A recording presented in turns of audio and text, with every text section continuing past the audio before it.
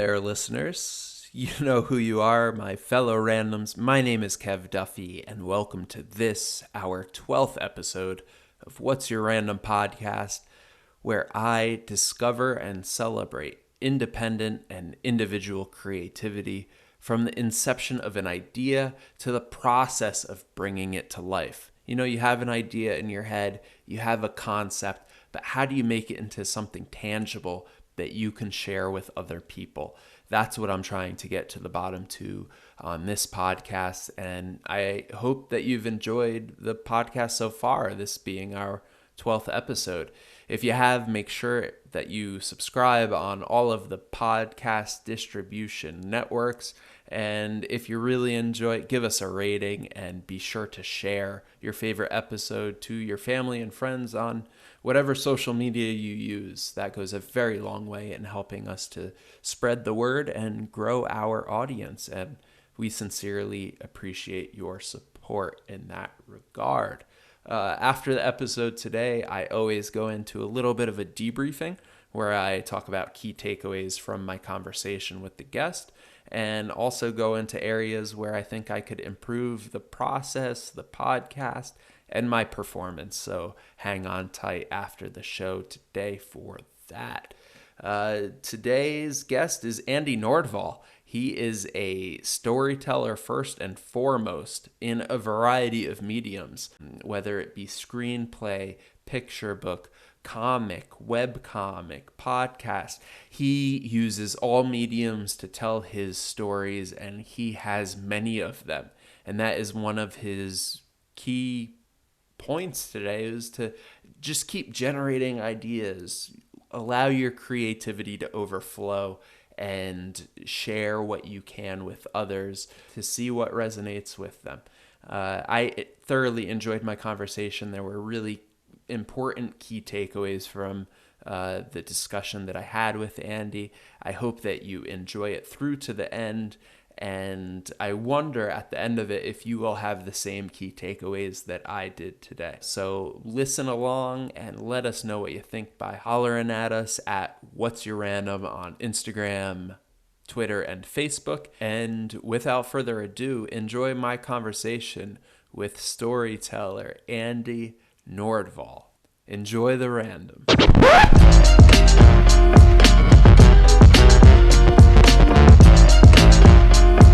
And a lot of times I hit record. A lot of times I end up missing some interesting tidbits during the warm-up. So I'm starting to tell my guests, we're warming up. If there's a point where you want to actually start, you could call a hard start. But other than that, I want to record because we might miss something otherwise. Oh, yeah, absolutely. I mean, have you ever caught anybody, like, you know, they're just warming up and they're like, the Portuguese, I don't like them. Like, oh, if only I'd gotten them on record. That usually happens in the middle of the podcast when people get really comfortable. Okay. No, really never, I've never had such. I should let you record then.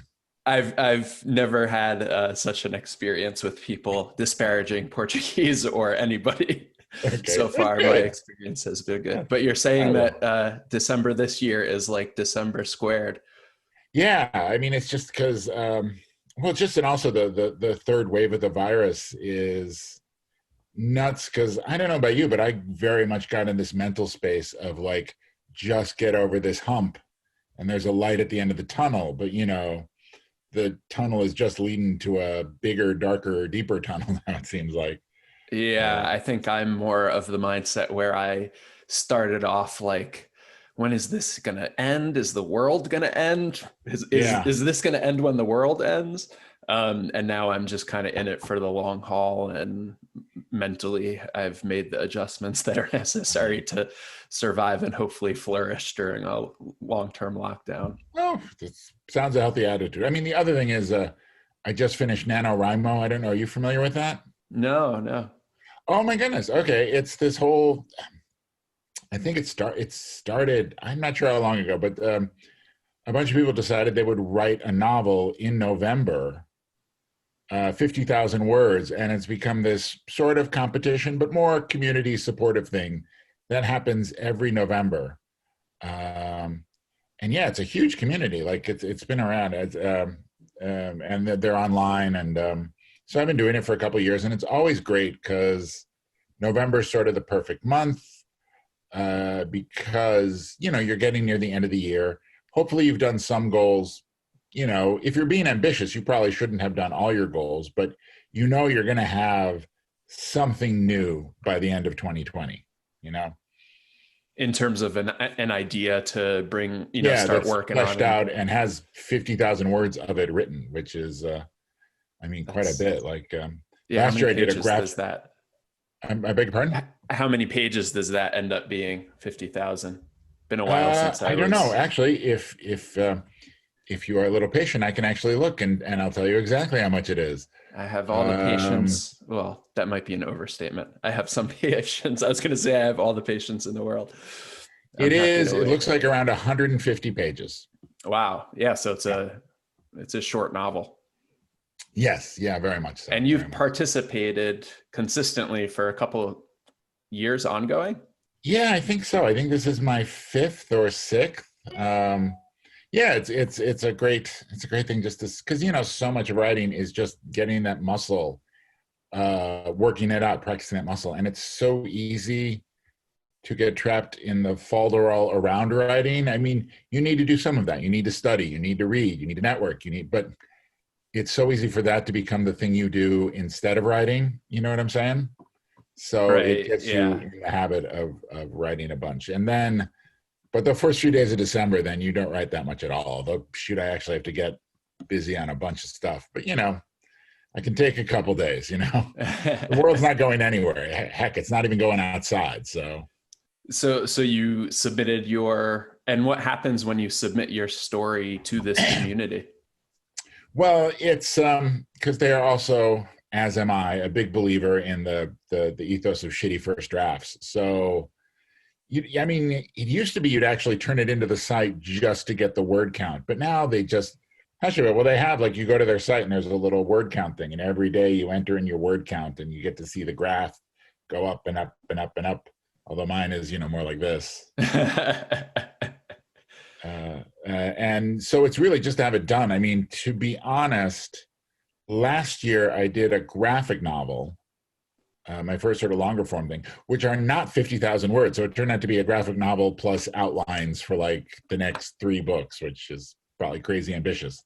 But that one I'm probably going to show my agent maybe sometime the first part of this year. So yeah, it's have a first draft. Although I've talked to agents and editors and they get December, when you really shouldn't submit anyways, because people are just wiped and they're doing holiday parties. But Right. apparently in December, they just get deluged with these people who just apparently printed the end and then click send, which I can't even get my mind around how insane that is. But it's one of the Well, sorts it's to learn because and make mistakes. they looked back on the past year and they said, "Oh, I had this New Year's resolution to write a book, and I have a month left. I better really get to it."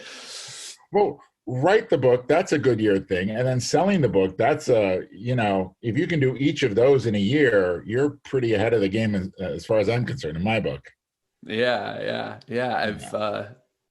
It's quite an accomplishment to put that many words to page that culminate in a complete story.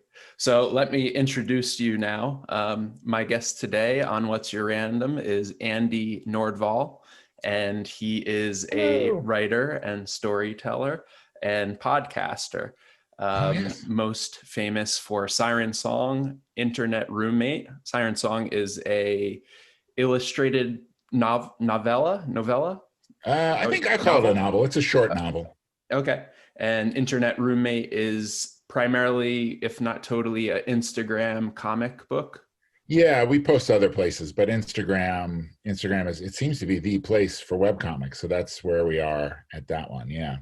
Yeah. And you are co-host on Burn After Pitching.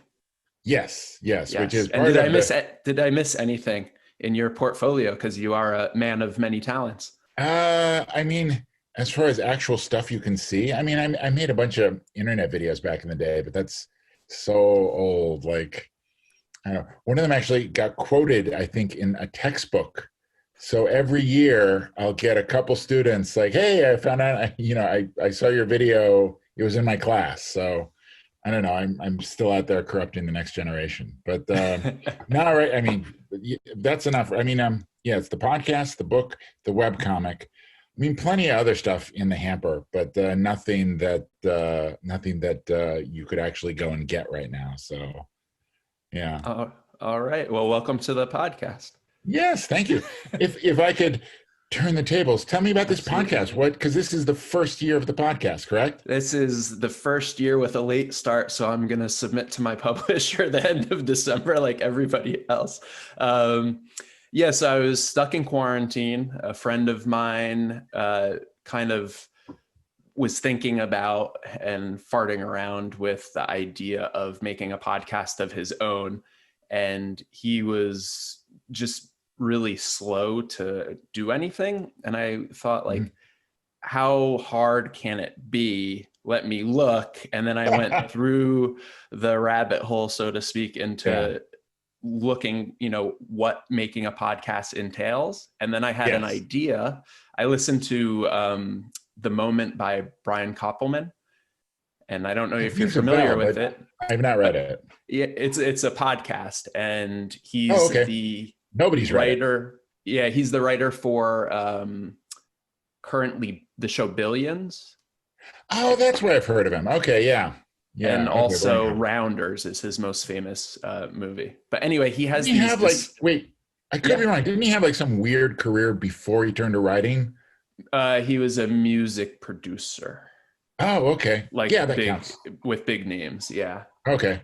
Because I remember he's one of those guys that just came to it late. But I wonder. I would assume that talent translates though. Like if you're working with creative types and you're like trying to make a thing that's good, and identify what's good.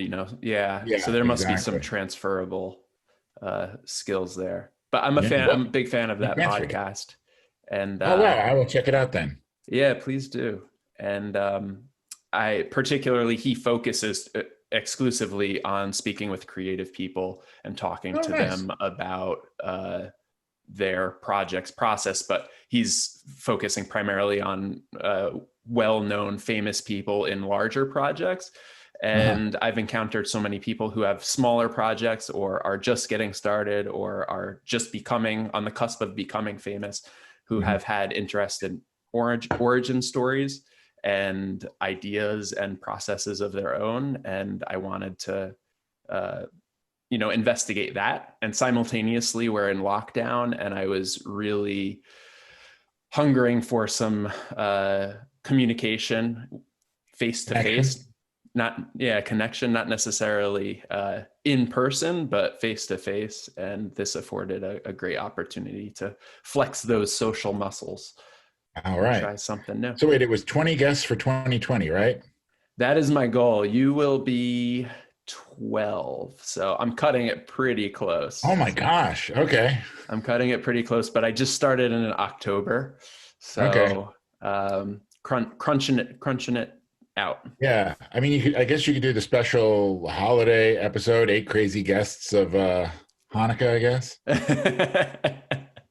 I like that. Yeah, I'm trying to, I do some other writing and video related projects. Oh, wow. Separate from this. So I have my own creative aspirations outside of this podcast. And I wanted to make this podcast something that could be really inspiring and motivating for me, and hopefully also for listeners as well, to, connect with other creative folks and kind of feel that synergy, feel some resonance, and hopefully vibe off it to create my own stuff. Excellent. How have you, now you said, how hard could it be? How hard was it compared to how hard you thought it was going to be?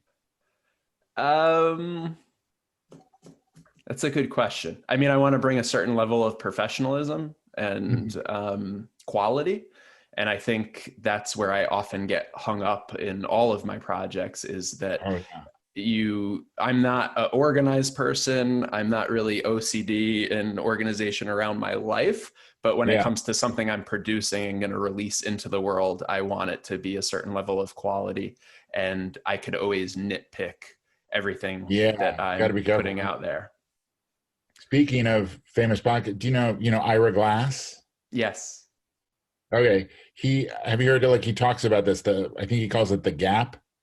No, Like no. if you really love something, you've acquired a very good taste for it, which can really burn you because when you try to make it, the first efforts, how should I put it, not only are they not good, but because you have finally developed tastes, you can tell how not good it is. And the Right from reason the so many get-go. people don't make stuff is because that gap is just a desert you have to cross, and the sheer determination slash pigheadedness it takes to do that can be daunting. Yeah. Yeah, I could imagine. And going into this, at least I had a tertiary, not direct understanding of Ira Glass's example, but I felt that I was burdened by a a target level of quality that I wasn't yet up to achieving in my other endeavors. And I Mhm. went into this podcast and said, I'm going to do it the best I can with what I have at my disposal. And it's a podcast, and I want to have frequent guests and frequent episodes. So let me set the parameters and kind of set them so that I don't set myself up for failure. And Yeah. that's where we are now. So that's one of the reasons why I do long form dialogue based podcast is because I think it's nice to listen, and I enjoy listening to podcasts that are very, long and a little bit rambly. And every fifth minute you stumble into 3 minutes that are really golden. But I like Uh-huh. listening to the 5 minutes that are just people communicating and having a conversation in between. Okay. And I wanted to have that. That's why it's a long form podcast, at least up until now. Another reason is because then I don't have to edit it down, because the editing would be burdensome. And, that might be a stumbling block that I spend too much time, you know, deciding if I should cut another extra second out in between cuts. Yeah. And I wanted to avoid editing for that reason. And I just wanted to put something out that was really natural and organic. So that's kind of why the format is this long form type discussion. Oh, cool. Yeah. Yeah, I like listening too. That's probably why I got you talking instead of me. Well, you're also a podcast host, so Yeah. maybe you could talk about your own experience on that end. And if it's I'm asking you the question you asked me. Was it as difficult or as you imagined it to be, or anything Uh unexpected? yeah. No, probably let's see. Because yes, it's Burn After Pitching, a pitching podcast. We have guests on and we pick like a crazy subject, and we usually have the big topic, the small topic. The big topic is you can be like pitch a sequel to a movie love or pitch a new buddy comedy franchise. And then the small one tends to be, more light funny, like a new Ben and Jerry's flavor, maybe based on the Venom movie, or a board game based on The Walking Dead, what have you. Um, yeah, how does it actually wind up being about the same, or maybe even a little easier than I thought it was going to be, because I had two partners. Partners are great. The first one, Tyler McPhail, host of the Grand Geek Gathering, which is this whole network of podcasts. So while he's insanely busy, he puts out a ton of stuff. He's got I'm even trying to remember. He has Popmosis, which is a deep dive into a movie. He just started one called Most Extreme Ranking Challenge, where it's the internet listicle in podcast form, but he gets good guests who can really what's the word, get into it. Like, so they do like the 10 best, 5 worst. They've done Halloween candy, they've done MCU characters, and he's got one for Oh, that's fun. X comics, and Do I'm do the forgetting the title. guests do the guests know going into the podcast what the subject's going to be, or is it really on the fly? No, they go in and they are like prepared. They are there to fight. There's that guy. He is there to fight for Rocket Raccoon. Rocket Raccoon is getting on the list. And then there's that other guy like, no, no, no. We're putting on Thanos. And they're like, Thanos, no, yes. So it's sort of like those great Comic-Con panels that you love to go to. I don't know. I don't know if you did many cons, but there's sort of the two types. There's the one where the creators come in and talk about their projects, which is great. Then there's the ones where the nerds like come in and just have like a fun argument for an hour, and those are great too. I think Extreme Ranking Challenge came out of oh god, what? Why am I? Oh, Unnecessary Debates. Like it was their big. They travel from con to con and just have nerds do the great unnecessary debates. And it's What an always a big hit. accurate and apropos title. Yes, exactly.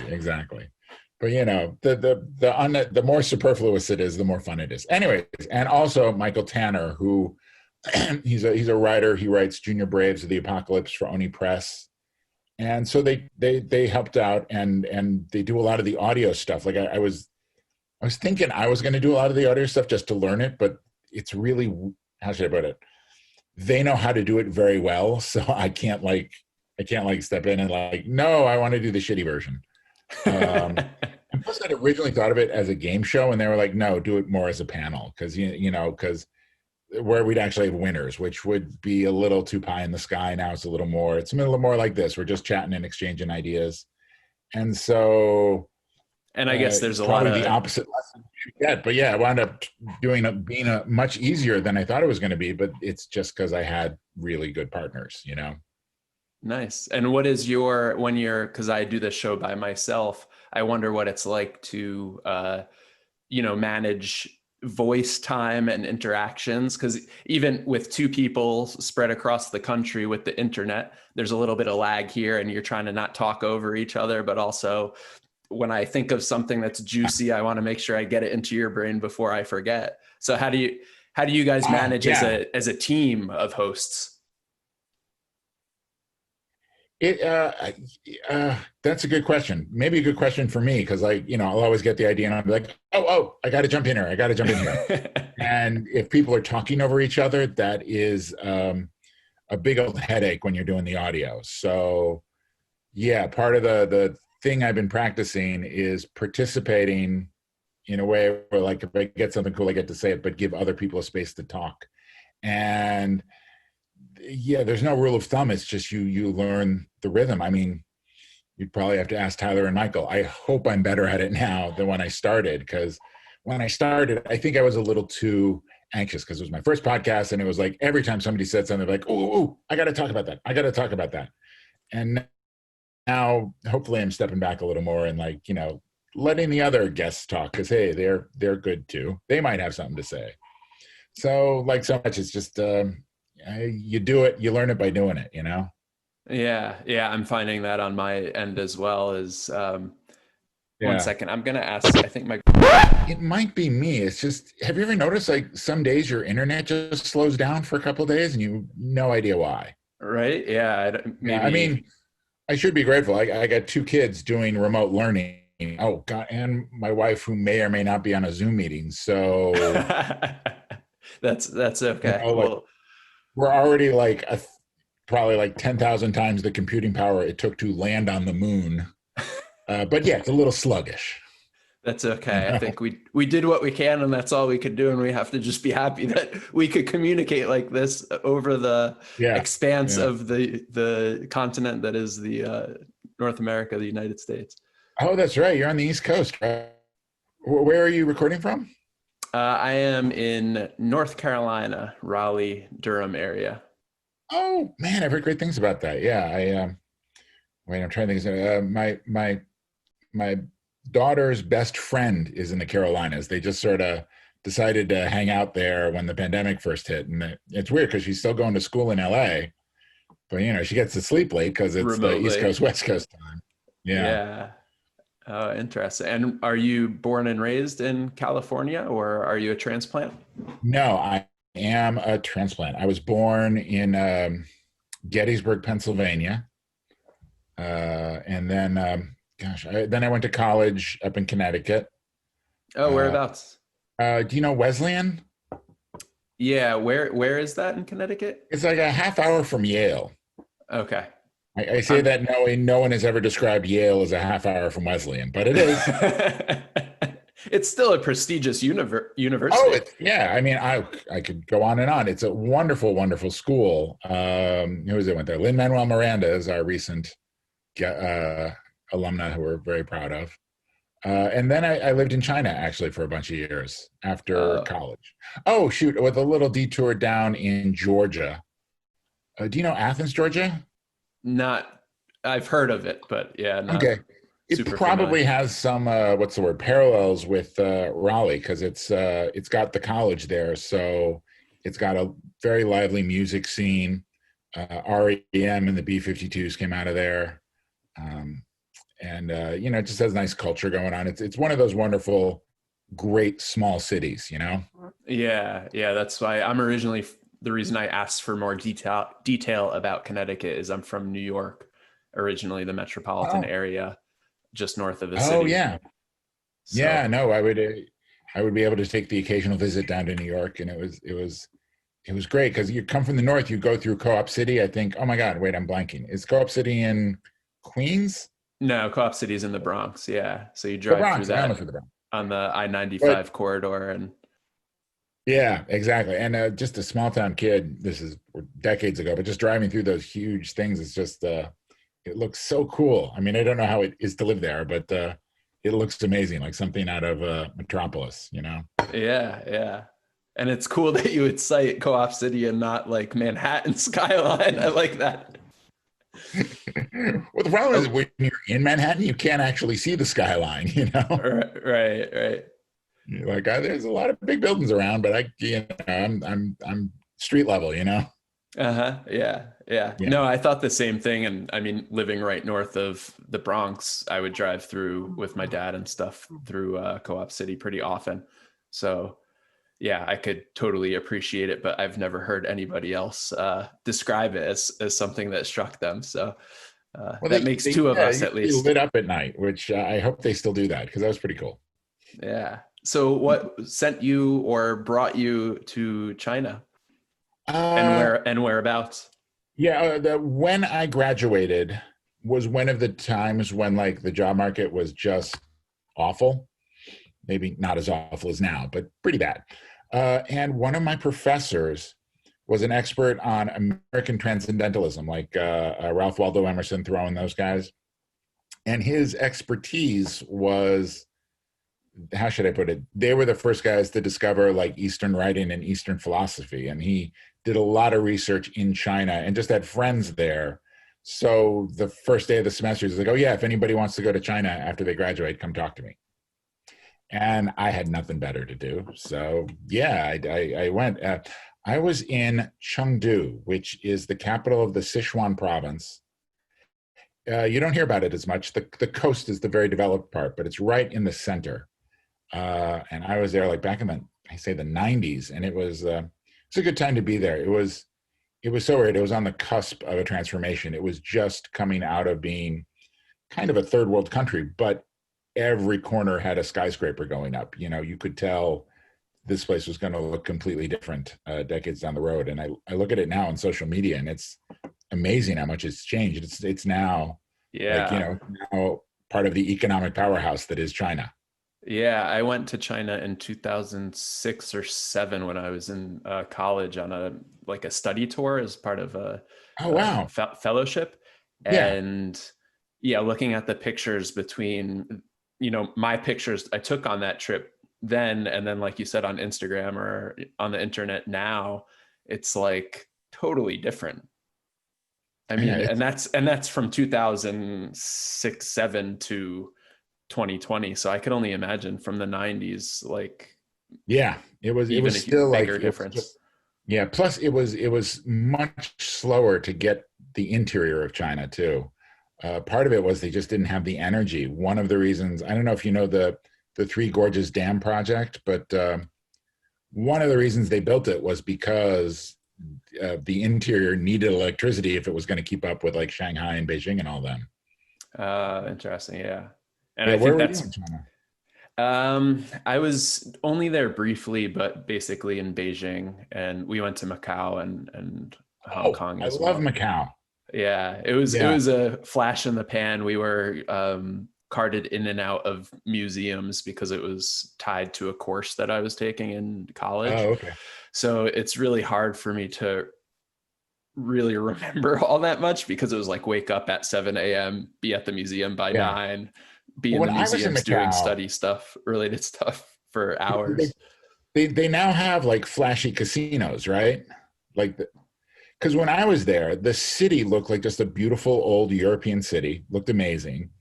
And they had the casinos, but they were like in these like warehouses, the dumpiest dang things you ever looked at. It was just, I think they fixed that, but it was such a weird dichotomy of like you could either lose your life savings in this like bland concrete warehouse or experience the city.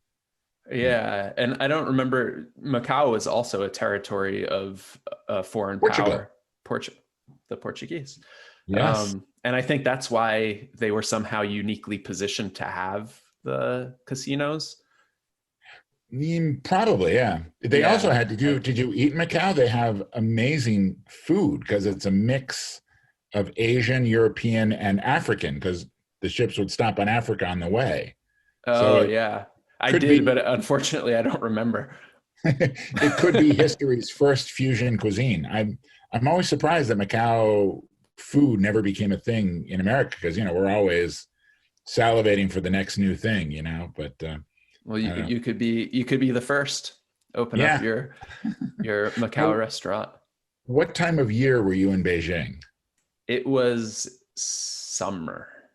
It was Now a summer trip. was it like unbearably hot? It was really, really hot. Yeah, Yeah, because it was Beijing, steamy. it's an amazing city, but I'm surprised they had a city there because it has four seasons and all of them are like incredibly shitty. I've heard the summer is like hot and muggy. The winter, I went in the winter, it was the coldest I've ever been because they have this wind just coming straight down from Siberia and it does not stop and it hits the city full blast. I think in the autumn it just rains constantly. And then in the spring they get these dust storms. Like they have to go around with like these mesh things over their head because there's just dust everywhere. Yeah, and now there's a significant amount of pollution as well. So the air quality, I understand, is not all that good, kind of year round, but probably Oh, made worse okay. by certain seasons as well. Oh, okay. I mean, okay, because I've heard they're doing better, but it's Yeah, really tough because I heard the world is doing better because of less traffic because of COVID. I don't know if they were slightly making incremental improvements before then, though. I mean, well, they didn't hopefully. really have much of an environmental movement when I was there, and I mean, they got a ways to go because I think they're still largely coal powered. Every evening, around 1 billion people burn a coal briquette to heat their dinner, which is not going to do good for the environment. Right, right. And but I think they're trying to shift away from it. It's tough though because I think they have more coal than anybody else. They have been digging up coal since Marco Polo's time, and they are still not running out of it. So And it's a tough. probably won't for any foreseeable future, even though they Yeah. have quite a substantial population. Yeah, true, true. Although they're moving. Like that was the other thing about the dam. It was hydroelectric power, which it was controversial because they weren't sure of the environmental impact, Well, which I totally also get. when I did my degree was actually Asian studies. I went to University of Hawaii, Oh and wow, okay.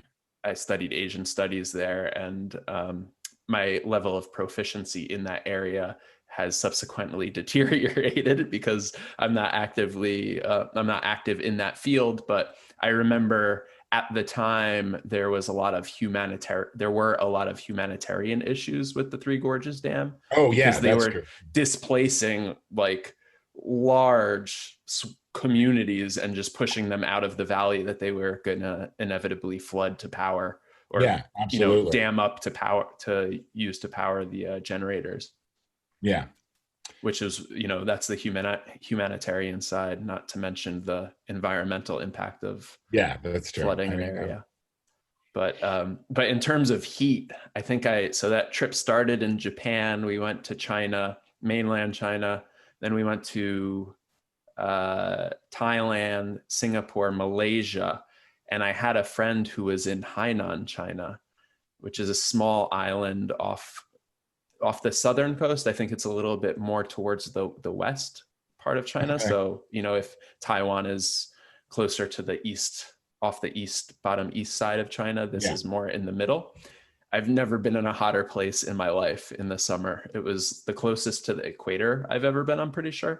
Oh, okay. If Singapore wasn't, and Because usually islands aren't so man, it was bad. But hot. I mean, man, even the water the coldest that it would come out was warm. So I would Oh, take a shower, I'm being in Hawaii and stuff. I got used to taking a shower if I just needed to cool my body down, and it just did not work there. I would get out of the shower and be sweating just as much as when I entered.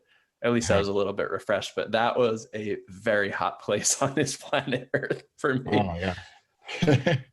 And only getting hotter, I'm sure. Yeah, and after China was actually, well, in the other China, Taiwan, for like a year and change too. And how long So, were you in the mainland again? year, A 1 year. year. Okay. Yeah, And it what was were you doing there? Studies or teaching or? teaching English. Yeah. Okay. Yeah. So we have a lot. I taught English for a year in Japan. Oh, did you go Obviously with, very, what was that very, called? Jet? I did. Yeah. I was on the JET Oh, program. cool. I was Yeah. thinking about that. I think I even applied, but China is just a lot easier. You just sort of you show up and, well, I wonder mainland China now is probably better. It used to be a ton of bureaucracy, but Taiwan, you would just show up and like, go to a place, find a school and ask, who needs teachers, and you can once you find another expatriate, they'll be like, oh yeah, here's 7 places that will hire you. That's hilarious. Yeah. I have a friend who taught in Taiwan as well. So for all those listeners out there, the situation may have changed since the 90s and the early 2000s, but if you're looking for an adventure, you could Oh, probably vet it absolutely. on the internet now. I mean, look up a school and see if they're looking for teachers. Oh yeah, yeah, true. The But world is your oyster. I mean, I don't know if it's changed, but it used to be you could just sort of show up and it'd be like, oh my God, you're here. Yes. We were waiting for you. For me? Yeah. Awesome. Did you have a preference between Taiwan and China? Man, Maybe that's no, putting because you they were on the spot different. too I much. mean, yeah, because at the time, China was still an emerging power. Like they were just starting to modernize, and it was really cool being there while it was on the cusp of change. And it was great to travel to. Taiwan is a little more modern. It was cool because you could actually go to a cafe and get on the internet. Because yeah, it was Sichuan. I asked them like, "Do you guys have email?" And I later found out the professor was like asking all the foreign teachers like, "What's email?" I know. Yeah, this is the 90s, but still, yeah. Well, But yeah, that's Taiwan another. had internet, and you could actually make money. You could actually save up a little. The thing I don't know if this has changed. The thing about China is because they control their currency so hard, so much. You make good money there. Like you'll be fine. You can travel, you can eat, etc. But it makes no sense to take it outside the country because once you do, it like loses 90% of its value. So yeah, you're not going to actually save any money, but it's great for the experience. Right. Yeah. And cost of Yeah, living is they're low. So different. Yeah, relative to what you're making, you could live life is comfortable, but not necessarily money that you could take out of the country. yeah. So where did writing come from? Were you literature major in school or I was a philosophy? humanities major, Okay. so did humanities stuff with some, and I was one of those kids who was always like writing in notebooks and such. And what happened was after Taiwan, I moved to LA and was in UCLA film school. So that's what sort of got me seriously on the story writing track. I studied screenwriting and got my MFA at UCLA for screenwriting.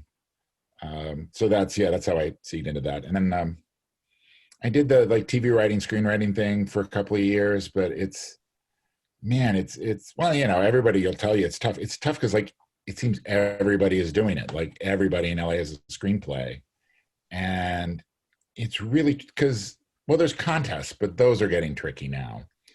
It's really hard to get the people who can actually make stuff to read stuff because one, they're very, very busy making stuff. And two, it's you and like everybody else. It's their barista, the valet, the this, the that. And, it's weird. Like I switched to writing books. And the great thing about writing books is you can actually email the person and ask them about your material and they will tell you no. Like 90% of the time they'll tell you no. But that is so amazing. After being a screenwriter, where it's like even getting to a no is like pushing an elephant up the stairs. First to get them to say they'll read it, and then to get them to actually read it. Like you getting any kind of answer out of them, it's just, it's like you're throwing it into a void. I guess because books, less people are trying to break in there. You can send them your stuff, and they will tell you yes or no. And that sounds like such a small thing, but that is so much better than screenwriting or TV writing. Right, because then you're not left in limbo waiting for Yeah. wondering. You're not left wondering and Yeah. waiting. But even getting to the limbo is hard. Getting them to agree to read it is really hard. Like, talk to any the agents. You can't call them and say, "Hey, do you want to take a look at a script?" They get pissed at you. They're like, "Who are you to call me?" And it's like, I'm not reading new people. They will only look at it. Usually, then you have to find somebody else to walk it into them. Well, then you got to find somebody else who has enough clout to walk it into them. And I mean, this was also come to think of it prior to like the whole YouTube explosion, where now you can actually just make stuff.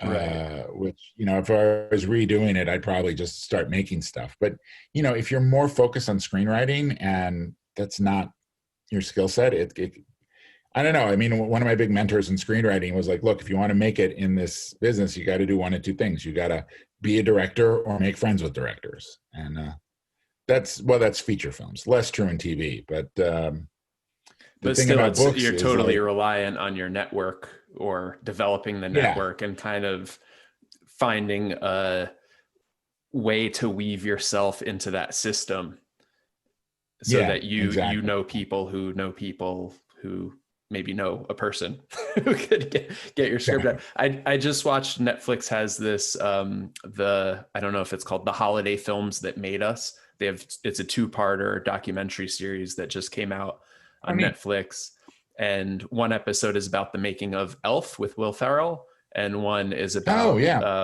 the Nightmare of, what is it, Nightmare Before Christmas. Nightmare Before Christmas. Yeah. Yeah, the Tim Burton We, movie. we had a big discussion. My daughter was like, is that a Halloween movie or is it a Christmas movie? Well, they Uh, seem to think it's a Christmas movie. yeah. I mean, it's funny how it sort of tries to Halloweenize Christmas. I think the main reason it winds up being a Christmas movie is because Christmas movie is a thing people watch. People don't look for Halloween movies, but people know Christmas movies. Right. Although I did grow up with a fondness of Charlie Brown and I forget the title. It was something, a pumpkin It's a great based pumpkin, title Charlie for Brown. Oh, yeah, it's a a great Charlie pumpkin. Brown. Yeah. Yeah. Halloween special. Yeah. Um, but yeah, it was interesting in that documentary or that episode for Elf. Um, they were talking about how they got the script to a producer and kind of worked it up the chain. So it pretty much illustrates a successful example, but maybe also illustrates how difficult it is and how fortuitous it was that they were able to find the right people to get their script up the Yeah. chain to the right person and have all the stars aligned to have Elf made. And it was a nobody writer, a nobody, like two or three nobody producers, and they just somehow found wiggle room to get the script to Will Ferrell. Oh, And they wow. had then they had Will Ferrell attached, and they generated some interest from there. But Well, yeah. pretty much illustrates how It- and over the course of that episode, they were talking about how lucky they were. well, yeah, but I noticed it was the nobody writer then teamed up with some nobody producers, which, I don't know. Some people might advise you against doing that, but But it they were helps hungry. have They were other hungry people enough just to make it banging on happen. doors. I'm sorry, what? Yeah, I said they were hungry. So at least you have a producer in that case who maybe they don't have their feet under them, but they're crawling their way to the finish line to get that script into somebody's hands because they really want it. And sometimes that goes a long way. Yeah, yeah. Good for them. Yeah, absolutely. Yeah. So then what was that transition like for you from screenwriting to writing books? And was that a conscious decision, or was it something that was also catalyzed by a change in your taste? Uh, Very good question. I mean, it was such a mix of things. I mean, gosh, I'm trying to think. Yeah, I'm just trying to. I mean, part of it was I was working my way up the assistant chain in television, but then there was a WGA strike. And after the strike, a lot of studios, how should I put it, they used it to streamline their budgets because once the strike happens, all the contracts are out. And so when you come back, suddenly you have less assistants. And so we were in this weird position where suddenly getting an assistant job was almost harder than getting a staff writing job. And it was also around then that I had a family, so I was not enjoying working the 70-hour weeks as much. And then I think actually NaNoWriMo kicked in, and it was just like something to do. And, I liked writing, so I worked.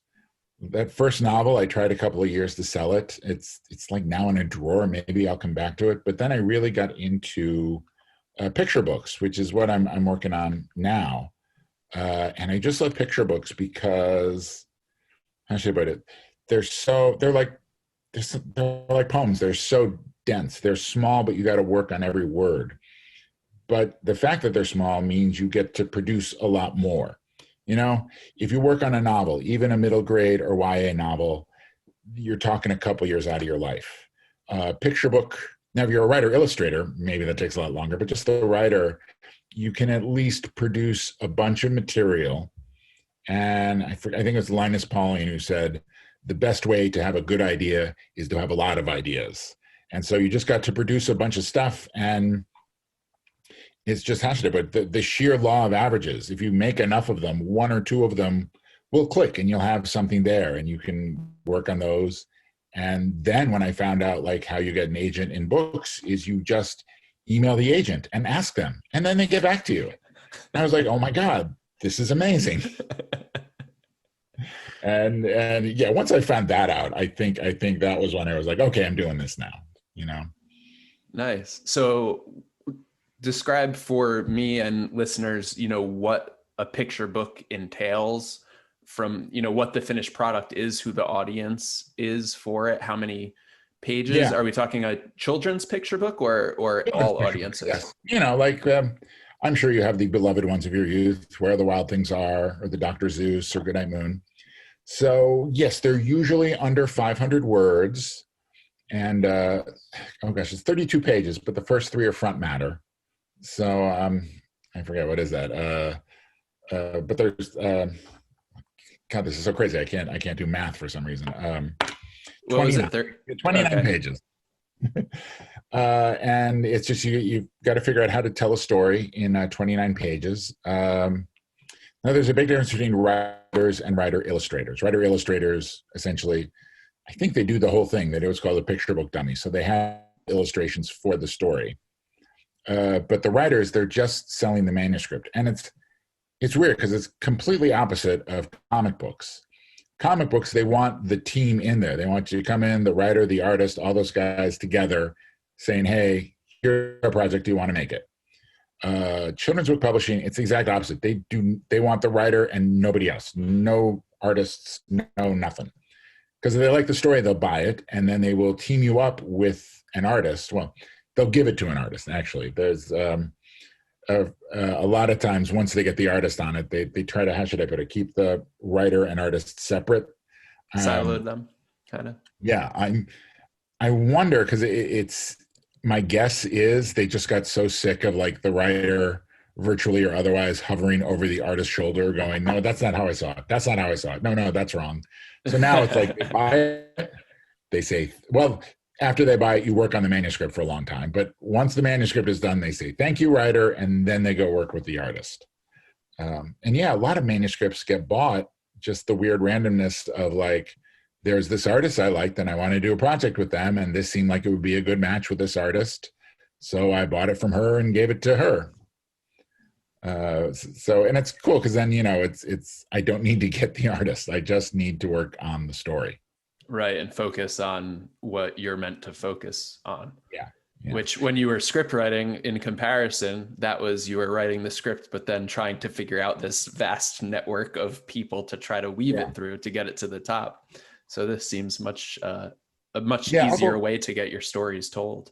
Yeah, I mean, they're both similar in that you're writing a thing to be another thing, a more visual thing. You're writing a script not to be a book that's published, but a thing that somebody's going to take and like film with actors. And the same way with the picture book, you're writing it, you need to make it good, but you need to show that, how should I put it? This is something that can work in a visual medium. Right. And are you a visual writer? I hope so. I guess when you're writing, I would kind of differentiate, and probably there's a lot of cohesion where people are just both, but being a visual writer, really being in the scene and seeing it as you write, versus emphasizing more layers of narrative, story, relationships, and narrative elements. Do you marry both of those together, or do you think that you lean You need towards to write. one It's or the weird because other? you need to write with space for the illustration to go. Like, you read something, well, it's like if you read a good script and you can tell like, oh, these visuals are amazing. This is going to be great when it's made. The picture book needs that element of, oh, this is going to be so cool to like see that dragon or see that robot superhero or see that gorilla. Yeah, it's tricky. Like sometimes I will write the thing going, okay, if this ever gets made, this line's probably getting cut, but you won't know it's going. I mean, you got to be very careful with that though. But sometimes you do have to write like a little bit more than you think is going to be necessary because, of course, you don't have the illustrations. Right, but you want to coach the illustrator along to make the wall green or something like that. But in a picture Yeah, book, they would cut that description out potentially. yeah. Well, I mean, I've never read a picture book that said that wall is green. It's just, Because it just shows the picture of the wall being green, yeah, I guess, right? exactly. I mean, there is this, oh my God, this huge, can I say controversy? It's more, nah, because I mean, actually, the other thing is the book community is pretty, what's the word, supportive. But there's a lively debate about what's called art notes of like how much can you say, what the illustration shows, and you're allowed to somewhat. But there is a school of thought of like no art notes, nothing, just and but I don't know. Most of the people I talk to who actually make books say like, yeah, of course put art notes in if you need to put it in. If you need to say if you need to say the birthday cake explodes, put in the birthday cake explodes. Uh, but it's another one. I think what happened is some people got too sick of reading the art notes of like, this character is wearing a pork pie hat, not a fedora, a pork pie. Oh, who cares? No art notes. So the thing with art notes, how should I put that? What did somebody call them? Don't think of them as art notes. Think of them as narrative notes, things you need for the story to work, not the really cool hat you think Mrs. Beaver has, Yeah. Yeah. I asked a similar question to some of the comic artists or comic story writers who have been on the podcast. And because many of them had cultural overtones, and you can, of course, one of them had Mexican cultural overtones, and I wanted to get into the meat of how you direct the art to make sure that you hit the notes you want to hit without getting too deep into the Mhm. artist notes. So I think it's really interesting when you're working on a collaborative project, especially when you might not know the person you're collaborating with. If they take Yeah, your script and send it off to an artist and say, work with this, and you have no opportunity to negotiate your intent of a certain yeah, page or scene. It's an interesting part of the process, I think. yeah. So Yeah, I'm not sure how to where do do you that sit on because that divide between no notes and a lot of notes? yeah, like it's so many things I follow, right in the middle. If you can take it out and it makes sense, take it out. Yeah. That's my thought. Because yeah, I mean, even with, I mean, if it's a cultural overtone, like if you need something to explain, like what this dish that Abuela is making is, or what this tradition looks like, then definitely that's a necessary Right. thing. Yeah, Yeah. and I mean, a good thing. Picture books and book culture in general is they are huge on Twitter, and the hashtag Own Voices has been really blowing up over this past year because it's a realization that perhaps traditional book publishing has been more white, or definitely more het, or more male than it should be. So let's get some other voices in there. Oh, I think it was because a couple of years somebody started a hashtag We Need Diverse Books to highlight that, and book publishing, to their credit, has embraced that. I think it's now moving in the right direction. It's not for me to say how well or poorly they're doing it, but I'm glad that we're beginning to see more diversity in picture books. Yeah, interesting. And that seems to be the case across wide swaths of different types of media that companies are heeding the call. Hopefully, Yeah, at least to some degree, it's catalyzed some action, and we will see the result of that action, I guess, in the coming years. And if it, hits the right amount and the right balance. yeah. But the other thing about Twitter, well, there's something that would never exist in screenwriting or TV writing. There's a hashtag MSWL, manuscript wish list, and editors and agents will put out the type of books they're looking for. Oh, which would never happen. Producers is like, no, don't talk to me. But yeah, they will actually say, hey, I like this kind of book, if you've got this kind of book. And it's a great thing to query them, saying like, hey, you said you were looking for ghost stories set in Latin America. Here's mine, yeah. That's what more could you ask for than kind of a goal or target or what they're looking to sell, where they see trends going, so that you could be ahead of trend and kind of sell in your book. And hopefully you have something that, fits what they need before they actually need it. Then you're really in a great position. Although, yeah, the other thing is you can't do trends because it takes 2 to 3 years to get a book out there. So anything that's hot now will not be hot 3 years from now. So yeah, don't even try. So what's your advice then? Because I've heard that as well. How do you prepare yourself to be in a position to have a book to sell? Okay. Well, my advice, there's an organization called 12 by 12, which makes you write 12 storybooks in a year, one a month. And there's so many ways to do this. So, this is just one of the many paths. But I would say do that. Then you have your 12. Pick like the 3, maybe the 4 best, and work on those. Get into a critique group, maybe more than one. Start getting critiques. And then when you think they're good, most agents, by the way, will want to see 2 or 3 books anyways, 2 or 3 manuscripts anyways. Start researching the agents. Find out who they are, do the manuscript wish list, find out what they're looking for. And, not everybody is going to be looking for you. Some agents only rep writer illustrators. The other big thing, what is it? Rhyming picture books. A lot of agents do not want to see rhyming picture books. I think it's another case of like they've just seen too many bad ones that they just had to, I can't do it. But you will find them, and then you got to query them, and it's not going to be the first one, the second one. You just have a spreadsheet of everybody you've queried, and just keep track and keep banging away a couple agents a week. And it will take some time, but eventually it's just weird. You got to catch the right person with the right script at the right time. The other great thing, new agents are golden. Like, find somebody who just got hired or just went to anything because they're looking to build their list, and you're looking to have a career. You're both, but you both have the same mindset. The other thing is, if you're thinking children's literature, join SCBWI, the Society of Children's Books Writers and Illustrators.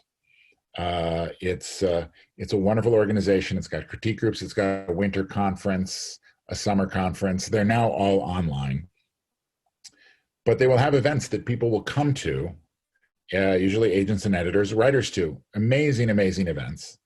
And they're so much fun too, because you're with other people trying to do what you're doing who love the same things you do. but it's also really helpful career-wise. A lot of the panels afterwards, they'll say like, okay, if you email me and say that we met here, you can submit to me, and even if it's someone who has an open submission, that gets a little higher up the list. I think a big thing for me was I went to a conference at the Skirball Cultural Center in LA, and I met an editor. She gave such an amazing seminar. It was actually, I think, among other things, about rhyming picture books and just how to do good rhymes. What are the bad rhymes? What are the rhymes? What are the mistakes that are so heinous that now many agents and editors won't even look at them? And she was great. And so I wrote to her and I submitted something. And oh my God love her, because I had a link to my website, which has writing samples. She went and read some of them and they're like, these are pretty good. And so I said, great, I'm looking for an agent. Could you recommend anyone? And they're like, yeah, try these people. And they didn't work out. But how should I? I was able to use her name. I could say, this person likes these scripts, or these manuscripts. And that really helped. And I found a really sharp guy, James McGowan at Bookends Literary. He also does a YouTube series on writing picture books that I would highly recommend. And he was building his list, but having that editor's imprimatur, if I may, really helped. Trying to think what else, but it's also the weird right time, right thing. The first manuscript, the one that she really liked, that I hate to say, like this month, I think finished for like the past 6 months. It's just been going through editors and editors and editors, and anytime they say they like it, it's a win. A lot of people liked it. We had a couple of meetings. We had a couple what are called R&R, revise and resubmit, where they're like, oh, we like this, but we're not sure about this. Could this be stronger? And then you do it. And that was this past year. And okay, nobody bought it, but still, I think it was a win because, how many people sell their first book? Probably not that many. It got out there. People liked it. It got a lot of fans. So hopefully the next one or the next one or the next one is gonna hit. I'm totally forgetting what my original point is. I was talking about the editor. I was talking about James McGowan. You were talking about the right time, right? Yeah.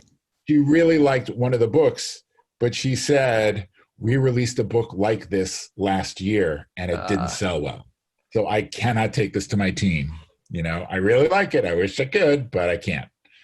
That's just part of the luck of it. But, I could have looked at that as a defeat, but no, it was like, this was a big editor who liked my stuff. She was able to give me some good notes. I was able to make the drafts better. I was able to use her as a referral, and that got me the agent, Yeah. And you got a lot of feedback on that story, a lot of eyes on it. And yeah, that's a huge learning opportunity. Not to mention, if the time had been slightly different, maybe it would have, just totally been picked up. Yeah. Well, I mean, God, that's going to happen so many times. Yeah. But, now the second, I think, what is it? Oh, yeah. There's a middle grade graphic novel that's with editors now. I'm pretty sure nobody's going to read it. We're not going to get any more until next year. But, we're like halfway through that one.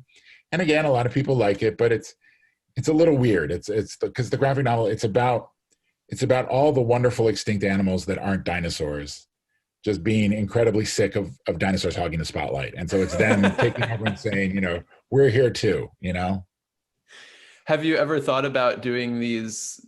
And that one you said yourself is maybe a little adjacent from mainstream, but I think that people like me, if I had kids, they would have that book. You know what I mean? So have you ever thought about doing a Kickstarter or something like that to try to access an audience directly? And many, you might be my first non-Kickstarter guest that I, didn't some way encounter. Yeah. It's so funny. Like I was talking with Don yesterday and he was like, that picture book that got rejected, kickstart that thing, dummy. And I'm like, Kickstart yeah. Yeah. So, I don't know. There's also a comic book property that I did with Don that it would need to be expanded a little bit, but that could be a Kickstarter. That seems like it would be an easier Kickstarter just because the indie comic world has jumped into Kickstarter with both feet. I think isn't Kickstarter now the largest publisher of comic books in the world? Oh, I don't know, but I could be wrong. I It sure wouldn't be seems that way. surprised. Yeah. If not, it's close enough that I could say that on a podcast and not get laughed at.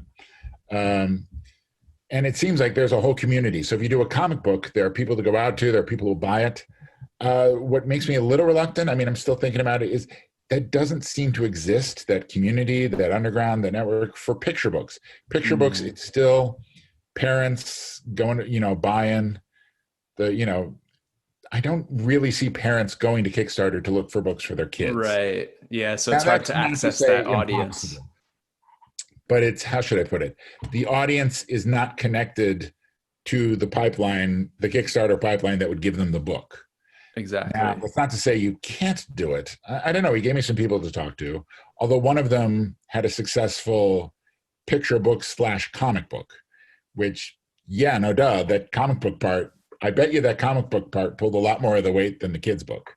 Well, maybe you need to.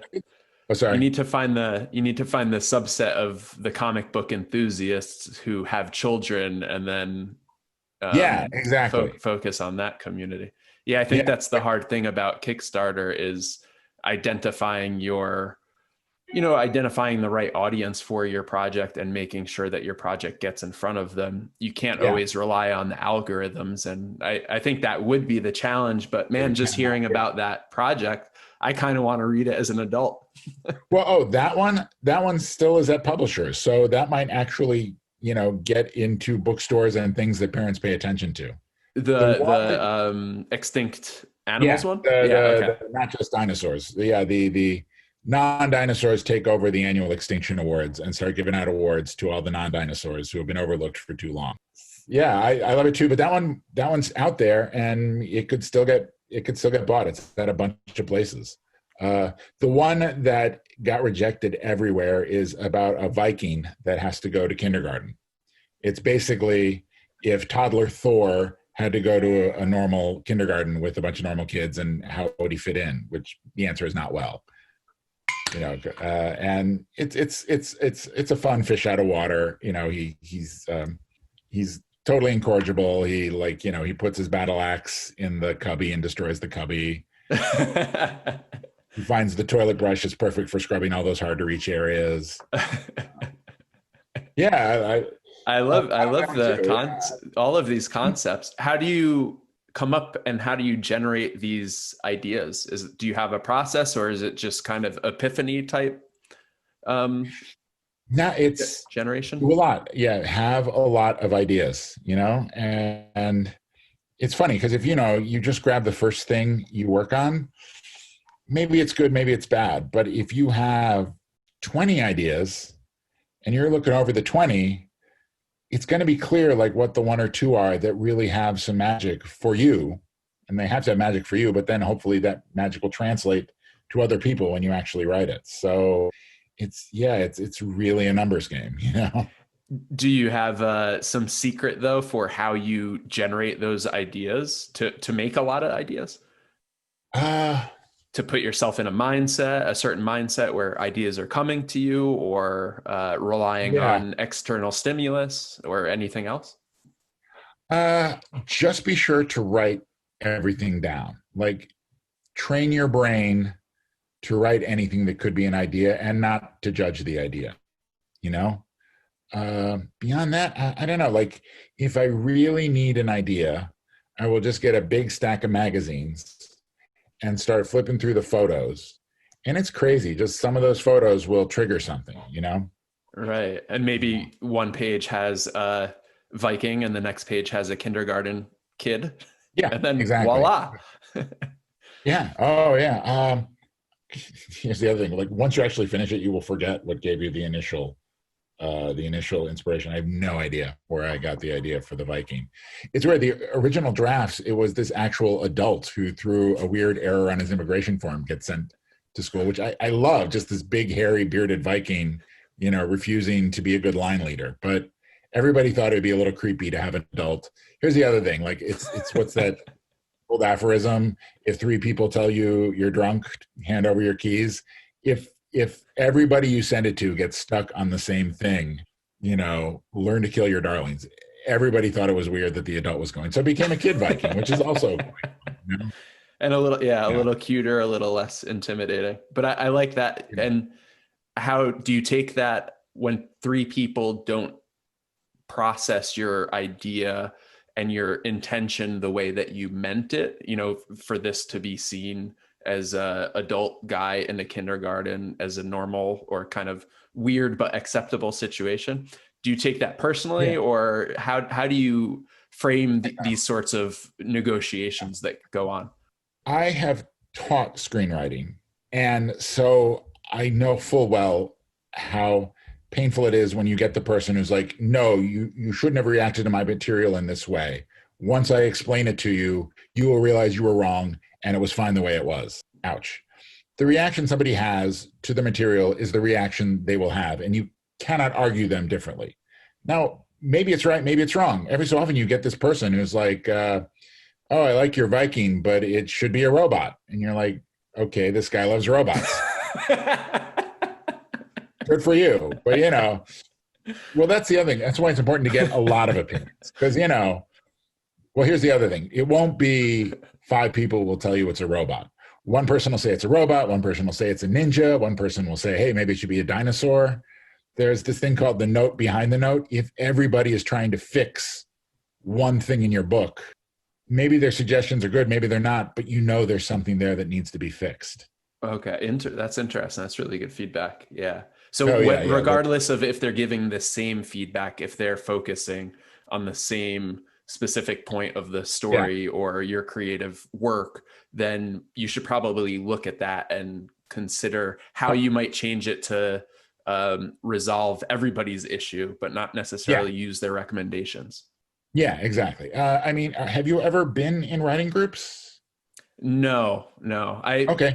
Just They're great. I would advise them. One amongst friends kind of thing. Okay. Yeah. Cool. That counts. Friends count. Your mom doesn't count. I mean, moms are great, but not for feedback. But the crazy thing, I don't know if you found this, but if you have a group, it becomes very evident what needs work in your story because everybody gets hung up on the same thing. And it's great because it takes the ambivalence out of it. It's like, oh, okay, there's something there I need to, something there has to change, Yeah. Yeah. Interesting. And when you write, do you write for a particular audience, knowing that you have obviously content wise, it's for children, but, do you have in mind an audience? Let's talk outside of children's book. Do you have a particular audience that you're writing to, or do you just try to produce naturally what you want to produce in that moment? Does that make sense? Yeah. Is it organic? You're just spouting out creativity, or is it creativity through a funnel and the end of that funnel is the people who you're targeting? There's lots of different people and lots of different processes. I think, how should I put it? If you try to write to please somebody else, I think you're bound to fail. We've all seen that movie or read that book where it's like, oh, there's a joke that I bet he thought would be funny to other people. Right. Yeah. And especially in movies, it's like, oh, that's either the exec or the screener is like, oh, that's a thing that other people will like. I think it's, now the audience is yourself. You got to write something that you will like, maybe adult you or maybe kid you. But how should I put it? You can only write the thing that you can write. And if it's not something that you like what the hell are you doing? Yeah. It's like, how can you cook a meal composed of food that you hate, and know if it's any good? That's a good point. So I guess the negotiation that's taking place in my head is, writing for yourself, but then also at the same time, once you write it and give it to people for feedback, being receptive to that criticism that we talked about, just a moment ago, and negotiating that in my own mind that I'm writing it for myself, but at the end of the day, I know that this character is too much just for me and nobody's going to get it. Oh, well, for me, it's more the constant struggle is because, it's all in my head. If somebody reads this who does not have the whole story in their head, are they going to follow it? Are they going to get it? Right. Like you have to write it for the person who doesn't know it, And lay and enough context and, yeah. to create the environment that they get the overall picture. Yeah, I mean, it's this weird paradox. Any writer is both the worst and the best person to write that story. They're the best because it's out of their experience and out of their creativity, but it's also the worst for almost the same reason. Like it's so hard to figure out how someone who's not you, who's just reading these words, fresh, how it's gonna bounce off them.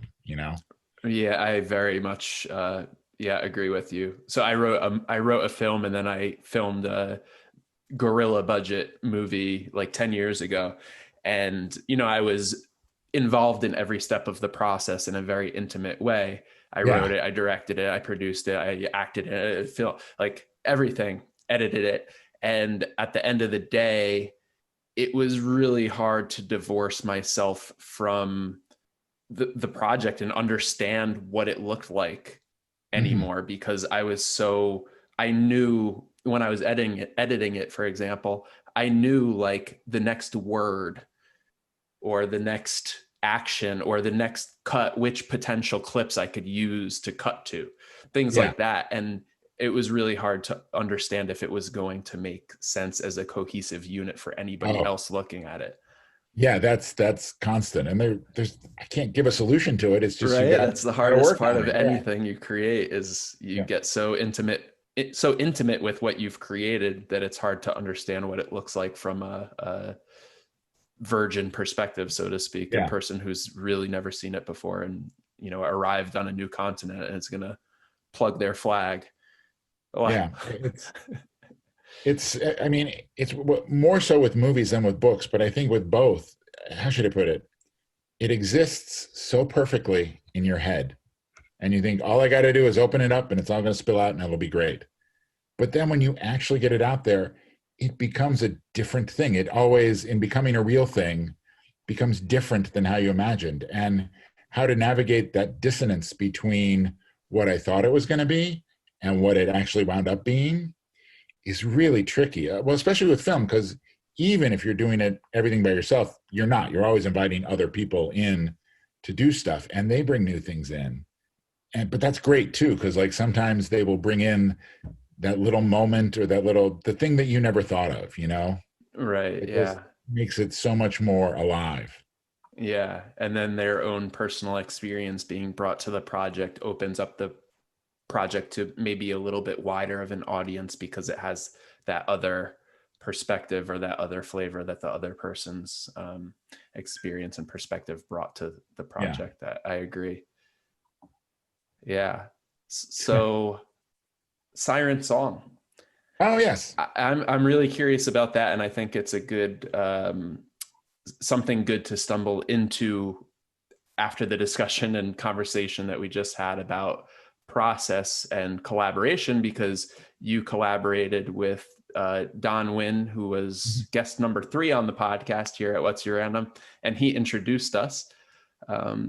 And he told me Yep. to reach out to you. So thank you, Don. Yeah. And Thank you, Don. I'm really curious about, I read the kind of background story of the preface to the book and how you guys met. Oh, And, okay. maybe you could share a little bit about that to listeners, and then also talk about the process of collaborating around a project that was built around Inktober. Yeah. Well, Inktober, for the listeners who don't know, it's in October they have 31 prompts, and it's mostly an artist thing. The people will draw art and share art based on each day's prompt. But well, to back up a little, Don and I met at Comic Con. Comic Con and WonderCon have something called the Comic Creator Connection, which is like speed dating for writers and artists. And much like speed dating, you sit across from the person and you've got 5 minutes and you tell them about your project, and they tell you about their project, and then somebody says time, and the writers move one over, and then suddenly you're talking to a new artist. And it's been a great thing. A lot of projects, a lot of work has come out of writers who met their collaborators and artists who met their collaborators through the connection. It's also a great way to get into Comic-Con because every year they have a panel of people who met at the Comic Creator Connection who made something. I mean, first you got to make something. That's the catch, as it always is.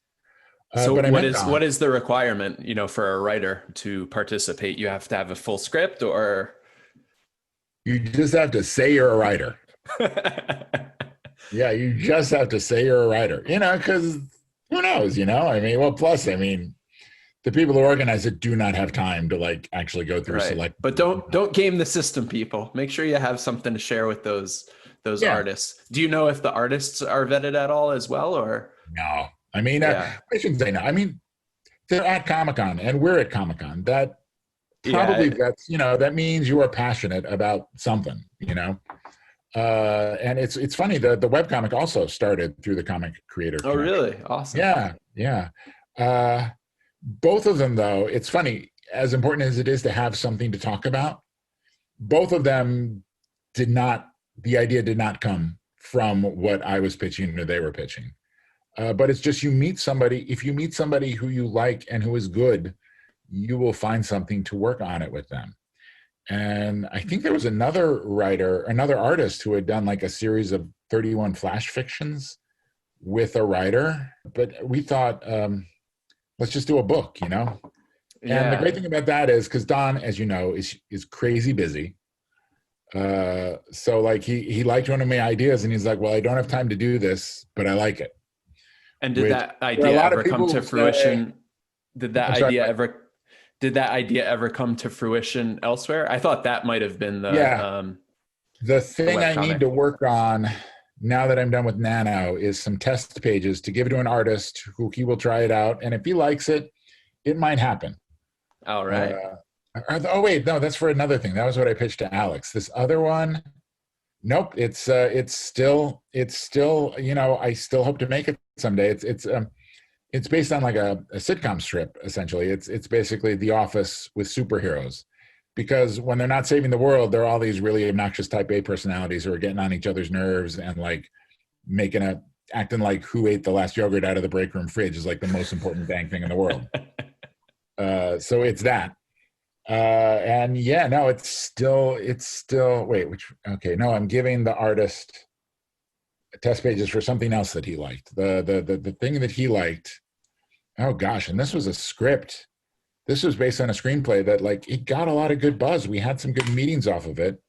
It was a sci-fi comedy that basically it's Flash Gordon, but we find out Ming the Merciless is in fact a good guy.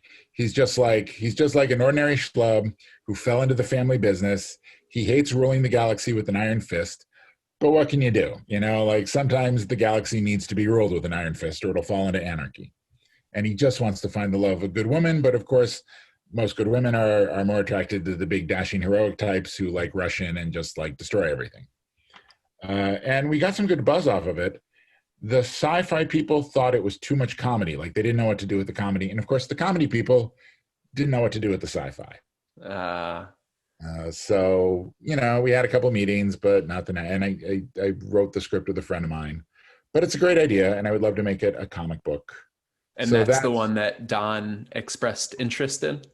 He expressed interest in the Super Friends meets The Office one. Okay. The other, the artist who did the webcomic, which one did he like? I'm not sure. Let's just say for the sake of artistic unity, he liked the other one. This is the Flash Gordon side. And a wonderful artist I met. Do I have his book? Let me see if I have his book. Yes. Sunshine State by John Carville, available on the internet. Yeah. Oh, it's really, I love his book too. It's, I love the art. Yeah. Growing up in the 80s was like a boom for like slice of like indie comic books, like Love and Rockets and Howard Cruz and the American Splendor guy. And it really reminds me of those. So, and you'll never guess where I met him. Comic-Con. Yeah, Comic-Con, Comic Creator Connect. And we've just been talking for a while, and he liked this one, and so I'm going to send him some script pages, and he'll see if he likes doing them. I mean, if he gets anywhere close to the mark, I'm going to let him do it just because, like, I like his art, and I want to tell the story. You know what I mean? Yeah, Plus, yeah. as we're talking about with collaboration, when you collaborate, it becomes a new thing. So you got to be. I'm sure it'll be different than how I imagine it, but that's part of the cool thing. It then becomes this new thing that you get to appreciate in a whole different way. Did you Uh, always have that perspective, or did it take some adjusting well, to be open to the yeah, fluidity of your idea being reinterpreted, when it's I produced think with in collaboration? yeah. When you make videos, you quickly learn it's not going to be like the thing in your head. But like I said, then there's also the wonderful little discoveries you make on the way that you never imagined you were going to make. So I think it was making just little funny videos for YouTube that really taught me, like, embrace the uncertainty. Yeah, yeah, that's good advice, I think. I forget Um, what the original question we was. were, we were, that's okay. we're I going think we're in in, a tangent of we're a tangent going in. of a tangent right now. That's what we're all about here at What's Your Random, Yeah, going on random this is an extra tangents random that, episode, I think. in all the Inktober. We're best talking about possible Inktober. ways. What's that? Sorry, we're talking Siren song. That's what we were talking about. Yep. So Yeah. same with Don. He was like, "Oh, I love this, but I don't have the time to do it." And the great thing about Inktober or anything is, like, how should I put it? If you want to collaborate with someone, especially if neither of you have money and you're doing it for free to, like, make your bones, it's good if you can shrink the ask. He couldn't do an ongoing web series or a graphic novel, but he could give me October. And hey, October, that's great. So October, neither of us did much of anything other than this book, 31 chapters. And I tried to do it, I would try to do it like a couple days in advance so that he would have a couple days to finish it. Although as we got closer to October 31st, you would notice this window shrinking a little bit. But Right. by gum, we did it. The power of a deadline is a powerful thing. Every day we released another chapter and another illustration on social media. And at the end of October, hey, we had our short novel. And it was relatively easy, not relatively easy. It was, there was a lot of work involved, but it was doable. We had something to then copy, edit, work on, et cetera, and put into a book. And the great thing about having a book is you cannot sell you can sell a book to people at conventions. You can't sell your really cool idea to random passerbys at conventions. It is so great to have something you can give to people, or hopefully in exchange for goods and services. Right. Yeah. Yeah. So do you bring this to, when did you guys finish Siren Song? Was that 2019 October? Was it 2019? Wait, what year are we now? 2000, I think 2018, 18. Okay. maybe 2017. I don't know. Time is my perception of time has just slipped away. Yeah, me too, especially in quarantine. Yeah, But I think so. I this don't was know. in the before times. You realize What's that? this is in the before times. You realize to say what is true in the before times is much hard. Yeah, it was like 2016, 17, but yeah, we did it in October and then spent a couple of months. Oh, and once again, great having good collaborators. Don is a go-getter. He oversaw most of the printing and layout and everything, and Oh, God bless wow. him, because he did a way better job than I would have. Yeah, I'm curious about so you met Don at a convention. How do you, and then to create a project where you're working on a daily basis over the course of a full month. And I don't know if we spelled it out for all listeners, but basically Inktober is you have a prompt for every day of the month and you Yes. create art based on that prompt and, post it on social media, but you're producing something every single day of the month. And it's Yeah. Inktober because the primary focus is on illustration. But what Don and Andy did is collaborate so that Andy would write a story to complement and direct Don's artistic direction. Did I get that right? Yeah. Okay. Yeah, absolutely. I mean, and there was this great back and forth of, like, he would inspire me with his illustrations. It just made the world real, which helped my chapters, which you'd have to talk to him, but I hope and think helped him, get creative with his illustrations. Yeah, and it's really beautiful, and I'm excited to dig deeper into reading it and getting into your prose Oh, because cool. just as I started to get into it, yeah, it's really well written. I could tell already. Mhm. I'm curious about, you met Don. He's virtually a stranger. You've just exchanged ideas and you found some resonance. He likes your writing and your idea generation and kind of your Yeah. comedy. And you like Don's illustration. How do you go from that to working on a daily basis for a month to produce a book? I mean, that's a Yeah. really intimate project that you guys worked on. And I'm curious about the evolution of your relationship and the daily process to get this really ambitious, reach this ambitious goal at Yeah. the end of a month. Did you start early? Did you start early in September to prime the pump, or all of Yeah. those details would be really interesting to hear. I think I started like a week early because I wanted to give Don some lead time. But other than that, I wanted to keep a sense of freshness and spontaneity. So the other thing is I would try not to look too far ahead on the prompts. Oh, So okay. that each day was like a surprise, which I think worked out.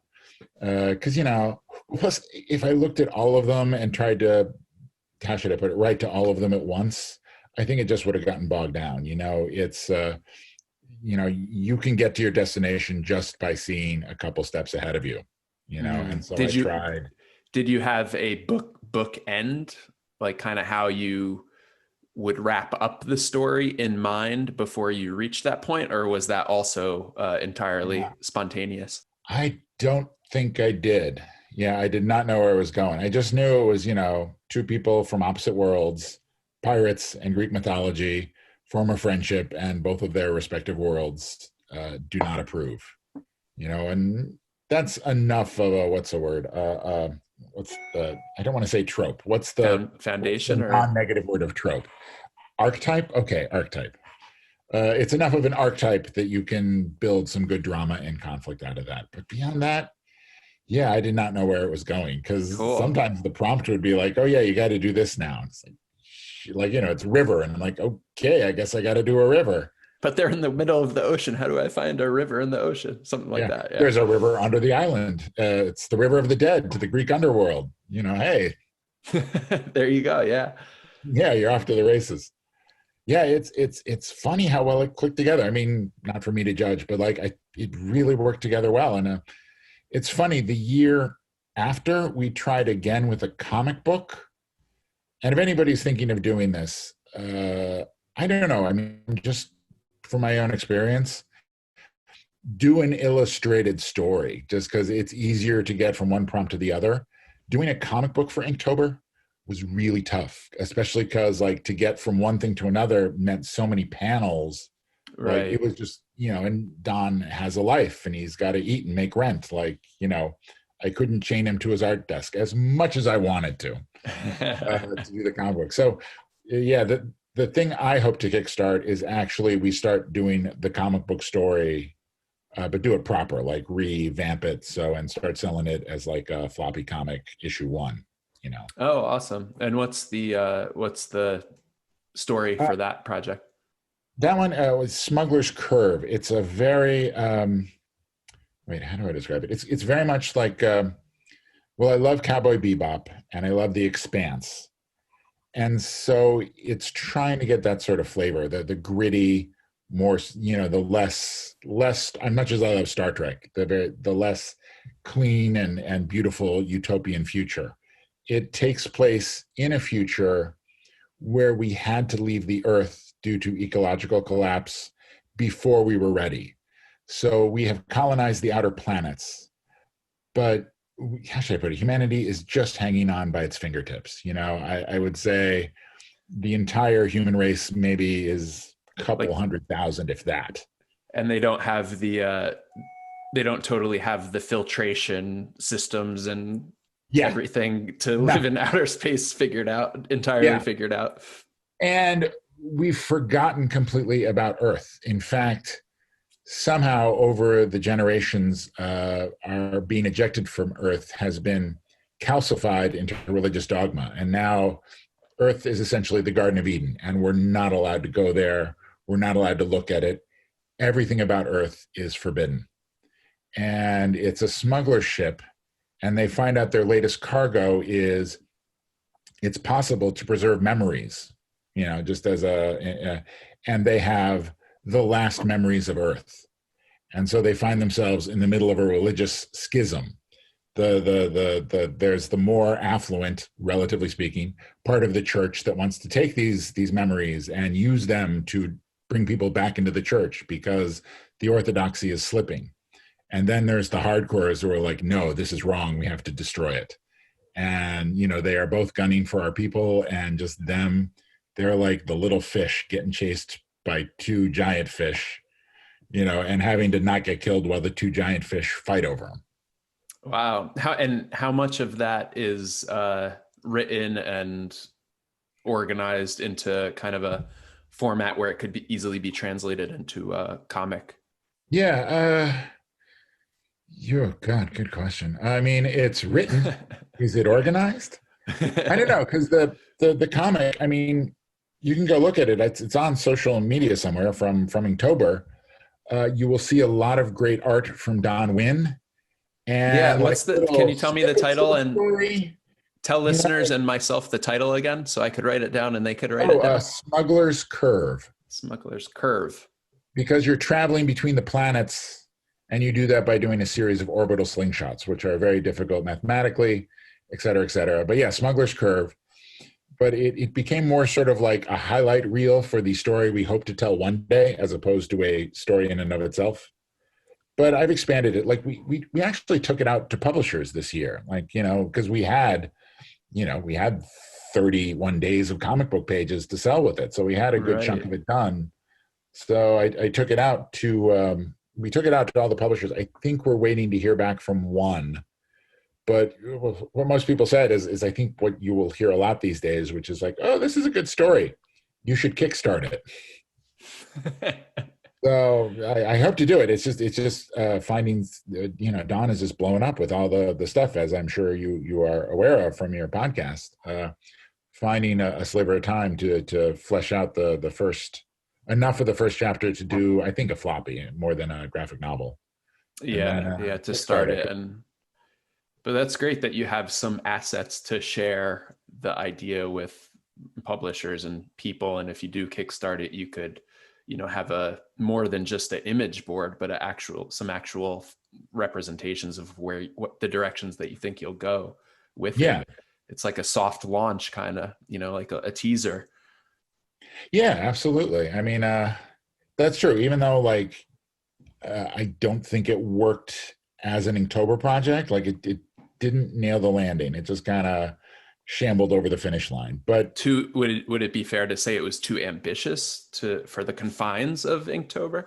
It would be incredibly fair to say it's I didn't want to overstep my bounds, but it's interesting because it was. I mean, I don't want to diss it because I think Don did some incredible work. No, it's not a diss at all. It just means that Don loves it way more than I do too. Like Don wanted to just Don wanted to print it like Siren's song, and I hate to say, I was just like, whoa, wait a minute, it needs to hold water first, Yeah, so I hope we can do that. It's really interesting because, and I've explored this concept with other guests, that a lot of times it's the boundaries that you create that help facilitate for a more focused creative process. So Inktober for Siren's song, you had prompts that guide, and you established the foundation of the story, the archetypes that you described, and then you had these prompts to guide this daily writing and generation of images for the story. And it was those prompts that kind of took away some of the thinking and idea generation that you would have to do, and you were able to maybe get into more nitty gritty, figuring out how to work your story towards the prompts. So it was boundaries that guided you guys along, but at the same time, when it came to Smuggler's Curve, the boundaries were maybe too confining, the time, including the time. It's true. I mean, it's so true about the confines, because I mean, what I like about scripts, and what I like about picture books is there's a box it has to fit in. I know we're very big on thinking outside the box, but I don't know. I love knowing that like you have to make something that's good and fits in the box. I'm just now starting a middle grade novel, but I think I started with a young adult novel. And the problem with novels is if it doesn't fit in the box, you can change the box. And when to do that and when not to do that, it's really tricky. The young adult novel, I don't know if I'll ever go back to it because it was like a river overflowing its banks. It had 5 different main characters and 7 different plots, and it was just going everywhere. And it was like Game of Thrones mixed with Les Miserables, and it was just too much. And yeah, So like I like do you having, think that genre lends itself to kind of flexible boundaries, or was it just the idea that you had that kind of had all of these springs popping up that kind of led to different flows in yeah, different because directions? yeah, they were two interlocking. I couldn't remove one because otherwise the whole thing fell apart. But having them all together was just too much stuff. I think it was I think it was a lot to sort of when you can throw everything in, you throw everything in. And I'm just now sort of working my back more to middle grade young adult, but I definitely like keep it in the box. And even this past NaNoWriMo, I mean, it's a mess. It's not going to be worth showing to anybody in a year, but there were so many plot lines, like because it's kind of a prison story. It's reform school, but it's a reform school for villains. And I just had like all these storylines, and I'm like, no, it's just this one guy. This one guy gets framed and sent there, and it's him figuring out who framed him and how to get out of there, and dump all the rest of the stuff, you know? Yeah, interesting. When I wrote the script for my film, I had a similar problem that there were too many scenes, there were too many characters who became too important, and I Yeah, had this script that was just really unmanageable. And yeah, I think what I did was, because I really wanted to focus on that project and it was an idea I was passionate about, was to spend some time away from it, at least a couple of months, and then come back to it and uh, bullet point, instead of writing actual sentences, descriptions, and stuff, bullet point the plot points so that I could see them more easily and yeah. organize them. And then I think it was a script writing book that I read that suggested writing the scenes on index cards and laying them out That on the. Save the Cat. No, Oh, there's he another next one. referenced Chinatown a lot. I don't remember what it was. It was at least. Screenwriting 434. No. It's weird. A lot of them I'm gonna reference email Chinatown. you. I'm gonna Yeah. email you later with whatever it was. And I borrowed it from my friend, so I can't even look on my shelf to see What it which one is. it was. He referenced Chinatown like as his main point Robert of McKee's reference. story. Maybe. Yeah. It's weird. Like Chinatown is always the one that gets referenced in Is those it? screenwriting books. That was the Yeah. only book I read on the subject, but it was tremendously helpful because I had all of these plot points that seemed important. And then when I looked at them, I could try to organize them in a way that made an actual arc, that Mhm. would fit the typical movie narrative arc, Yeah. with a climax and then a climax and then a building up to a climax and then a resolution. And I think I'll probably use that for any sort of storytelling I do in the future to just Yeah. help organize my ideas, because I also run into the problem where I go into these rabbit holes of developing a character that does not deserve to be developed. Maybe they deserve to be developed, but not in the story at hand. Yeah. Yeah. It's, well, sometimes it's weird. Like you give them like 5 pages to get the one sentence that you needed out of them, but there's no way to skip to that one sentence. And you have to go through it to get through it, you know? Yeah, yeah, It's yeah. funny. That is sort of the But can you pull that, in your experience, can you pull that sentence out and crunch everything else around it down so that you could use that really well, important point? you figure out the sentence so you can throw away the rest. The rest, exactly. You Okay, know? yeah. Yeah. It's funny that Chinatown is sort of the text for screenwriting, I think when it was getting made, the screenwriter Robert Townsend like hated the ending that Roman Polanski was going to put on it. Like he did not want a down ending. He wanted God, what's his name, Noah Cross to get killed by Evelyn Mulray. But Oh, it was really? yeah, but it Interesting. was So the screenwriter didn't approve. yeah. I think did he might have eventually. I hope he did eventually because Maybe after he saw it. yeah, because going in, he really did not like how Roman Polanski wanted to end it. Roman Polanski was like, "No, it's a down ending. The bad guys win." Because Roman Polanski had this, had some experience with some very bad guys recently, so that probably was coloring his perception. Yeah, yeah. That's The a man, movie I need to revisit. It's been too long. yeah, I mean, well, of course, then it's not like he behaved terribly well, but I don't even know what to make of all that. But yeah, So I'm curious. I mean, we talked about such a variety of ideas and stories, and I wonder how many you have on your shelf or in your treasure chest at any given moment that you could pull out to share with a illustrator or agent or a comic book artist. oh How many stories do you have that you're sitting on that you think are shareable? yeah, oh man, good question. Picture books, I think. Wait, well, I don't know if we want to count the one that got rejected everywhere, but people liked it. I'm not dissing that. Then there's the one out there, and then there's three more that are ready to go. Well, ready to show to my, or no, wait, one that the agent has signed off on. So those are three. And then there's two others I want to show him, although he's just insanely busy with holiday stuff. So, I mean, how should I put it? The levels of ready to show, there's the two that are actually being shown, the one that the agent's ready to take out, and then two more that I'm ready to show to the agent. I'm sure he's really good at notes, but he pushes you to make it as good as it can be. So those will take a while. So I don't know, depending on how you define showable, Define three or showable. five. Yeah.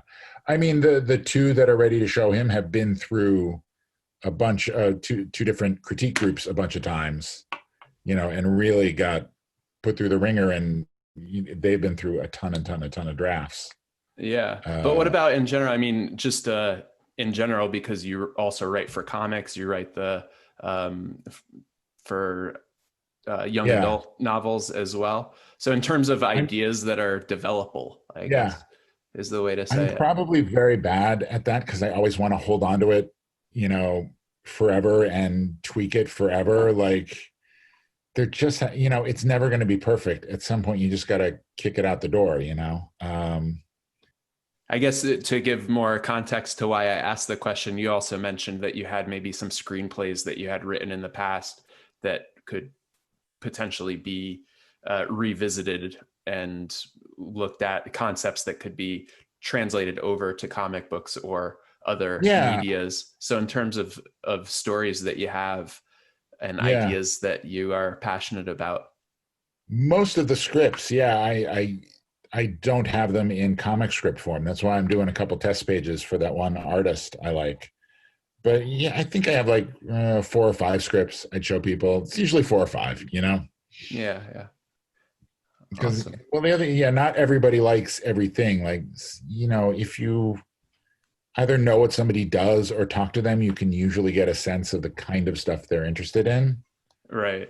Yeah, I mean, I don't know. I know there's some people who like just do the one kind of thing, and that can be really good. I mean, Quentin Tarantino just makes Quentin Tarantino movies, well, and a couple Tony Scott movies. But you know, I think they're good movies, and I think he does well with them. Yeah, highly stylized. Do you have a specific style or specific genre? Like what's Yeah, no, your I don't. diehard I do all passion? sorts of weird stuff. Like it's weird that because most of my stuff has a very humorous element to it. Like the webcomic is a comic, like the old funnies you'd find in your newspaper. It's a webcomic, but it's very much one and done, set up, complication, punchline. Siren song has no punchlines other than humanity, we're doomed. Yeah, I often wonder, would I have done better if I just stuck to one thing? But yeah, I can't stick to one thing. I would just go crazy, you know? Yeah, and you So like to yeah, no, I'm all over the map, and I'm not sure if that's good or bad, but you know, you have the brain you have. So I'm not gonna pretend that I'm gonna be happy only doing one thing. yeah, and I think that I mean the web comic is really successful, and I've read through a lot, and they're really funny and Oh, cool. explore you know, I mean, maybe you could describe it for us. It's basically giving physical personas to internet Yeah. My roommate, the characters internet. characters on the internet. Yeah. You could Well, do a it better was job another of artist I explaining it met. than me. Yeah, it was another artist I met, and I loved that he had his style really reminded me of like classic Mad Magazine, you know, that wonderful sort of over the top funniness to it. And so I thought it was good to do something funny with him. Yeah, it's my roommate, the internet. It's about what would it be like if you had to live with somebody who embodied all the frustration, everything crazy and absurd and annoying about the internet. And so, one night they're going out for pizza. He wants to find his coat. The guy won't tell him where his coat is unless you sign this big long user agreement that is way too long. And then, of course, you sign it, and he has no idea where your coat is. But he can't tell you that until you sign the user agreement. Yeah, that's been going on for a while. I mean, the artist there, he is now going to art school to SCAD. So we haven't actually I'm reposting. Luckily, we have like 150 episodes of that. Wow. So yeah, well, we're in syndication now. You're just reading the reruns, you know. How long have you been at that one? Uh, that was 2016, 2017. Yeah, Okay. 2017 was when we came out with that one. So yeah, that one's a while. I mean, it's weird, like some of the old ones, because how should I put it? The internet, the internet has just gotten a lot more toxic over the years, and it's weird seeing the old comics where it's like, oh, isn't it funny that this That sometimes people love happens? cats. Yeah, and yeah, yeah, and well, the other point, well, early in the development, I sort of realized, like, wait a minute, do I want to do yet another web comic about two guys on a couch? Because there are a lot of those. So we've made it, what's the word? Gender. We'll do either gender. Sometimes they're men, sometimes they're women, which has helped a bunch. But yeah, you need the men there just because it seems the women don't fall for like the crazy, stupid conspiracy stuff quite as much as the guys do. So you need the guys, but it's weird because now that has produced an actual precedent, that's so much harder to laugh off. Right. Yeah. Yeah. So it is like a time capsule, especially now that it's in syndication, as you Yeah, said, because and you kind of get to relive the environment on the internet evolving over those 4 years. yeah, and plus now I'm getting a little older. I'm getting the sense that like internet awareness is I'm aging out of internet awareness. Like I I am aware of TikTok. I think it's like Vines, but I'm not sure. And I know it's owned by China. So yeah, it's and a lot of my reposts. Oh my god, remember when OK Boomer became a thing? Oh my god, I got slammed by OK Boomer, which it's funny. Well, a few people, the people who were getting OK Boomered were not boomers. They were, boomers aren't commenting and producing things on the internet mostly. It was mostly Gen X like me. But, what do you do when you point out that you're not a boomer? You're Gen X, you get a ton of OK Boomer replies. You cannot win. Yeah.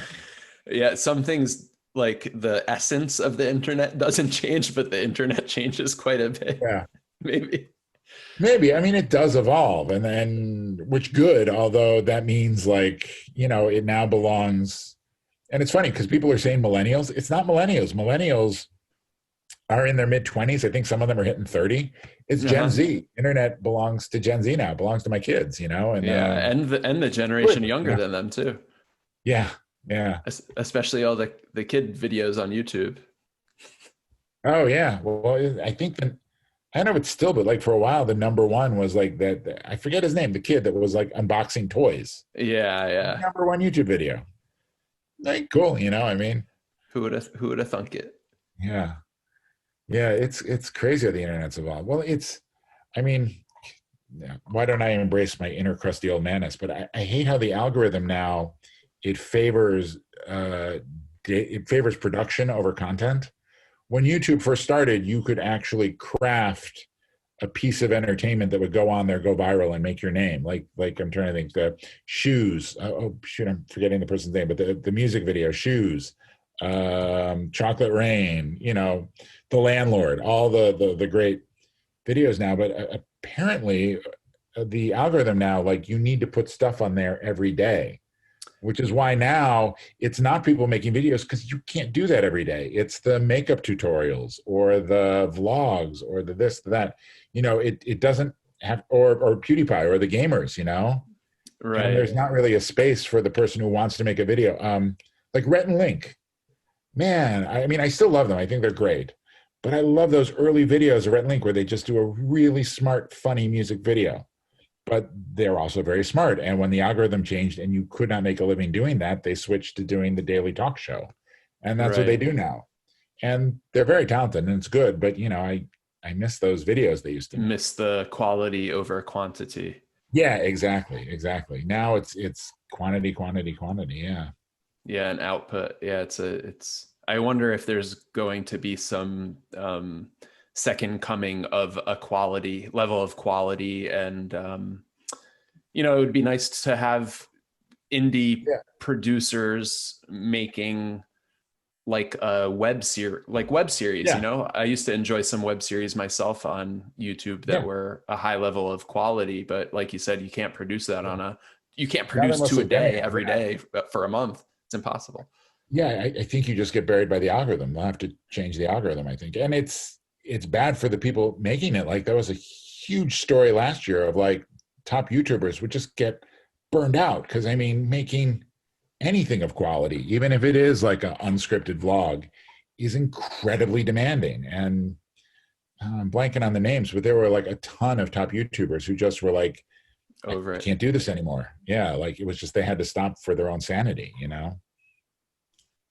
Interesting. Uh, Yeah, I'm in the same boat that I can't really keep up, and that's one of the reasons I started the podcast too. Because I didn't say it when you asked me why I started the podcast in the beginning of this episode, but I've shared it with other guests that like I'm really bad at short form kind of conversation. Like I'm just not good and don't feel comfortable communicating on Twitter and Facebook and Instagram. And yeah, I just enjoy and much prefer this sort of conversation. And if I was going to put out anything out on the internet, I would want it to be something like this. So yeah, that's why we're here today, in part because I can't keep up. yeah. Well, I mean, podcasts I don't think are as much slaves to the algorithm. Well, though I'm not sure because what are the top ones? I think most of the top ones are weekly, but Yeah. I don't know. My goal, I think, one a week would be a good achievable goal. Two a week would be ideal in my world. Mhm. But we'll see how this pilot season ends up and if I hit 20 in 2020. Yeah. Well, I've noticed some people have started thinking in terms of seasons, which seems like a smarter way to do it, of just like getting a bunch out there, and then you can promote it and get audience for it, but then it ends and you actually have time to make the next batch. Right. Um, Yeah. And then for me too, like I mentioned before, I wanted to make this a creative goal and project I wasn't setting the bar too high and I mhm. wasn't setting the quality at an unattainable level. And I could just produce it, put it out, and see what people think. And yeah, by saying that I want to do a certain number in 2020, it's a pretty ambitious goal, I think, within 2 months to release 20 episodes. But at the same time, it's a target. I think it is achievable. And also, once I do it, I could take a break and I could reevaluate, how I'm going about it. So that was part of the strategy. Is that's an end point for me that I could reevaluate, take a week off maybe, and So it then was spin into more the next season. okay. So it was more, how should I put it? What's the word? A self goal. Because I was wondering, is it because, I don't know, did you research, like, is it good to release a big glut of podcasts? Like, because I don't know. No. I mean, I'm wondering what podcast listening figures are now. Because I just know personally, I listen to a fraction of the podcasts I used to because I'm not in my car. That's where I would listen to most of them. Right. Yeah. That's a good point. And I've had feedback from previous guests, and like, maybe you should consider capping the time. Um, and yeah, I don't know what you think about that based on our conversation, as well as Yeah. based on the podcasts that you have been on in the past. Yeah, I'm not sure because I mean, actually, but each thing wants to be the thing it is. God, Right. that sounds so pseudo-intellectual, but if this thing exists in its best form as a long form thing, then trying to make it something it's not is not going to help you. Conversely, though, like, do any podcasts of this length find traction? Like how many people listen to podcasts of this length? Yeah, I know, like, the Joe Rogan podcast is wildly successful, and that one's rambling, usually 3 hours long, something like that. There are a couple that exist.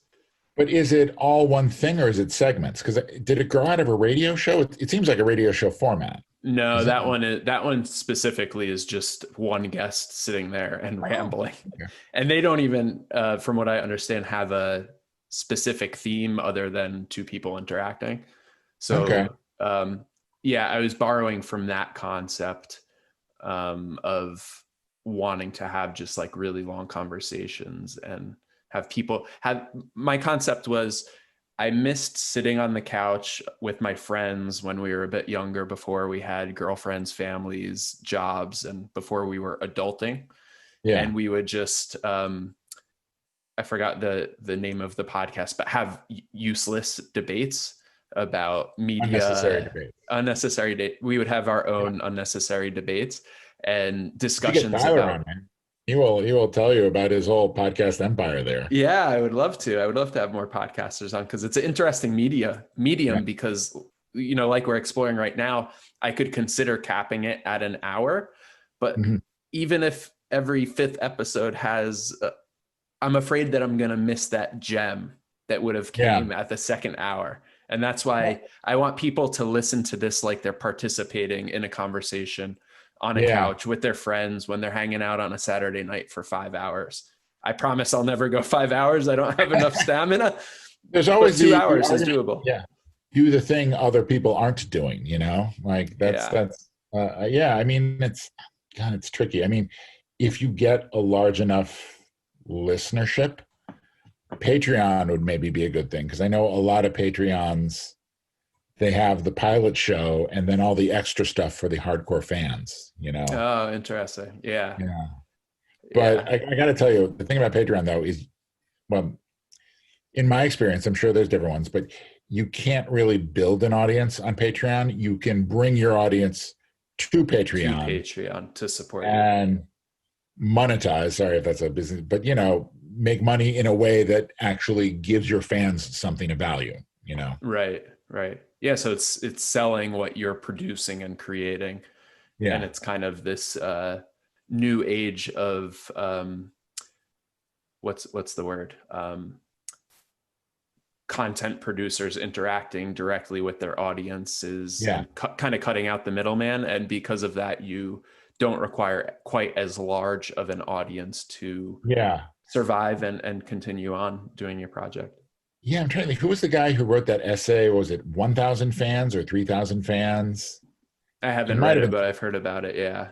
It's something about that.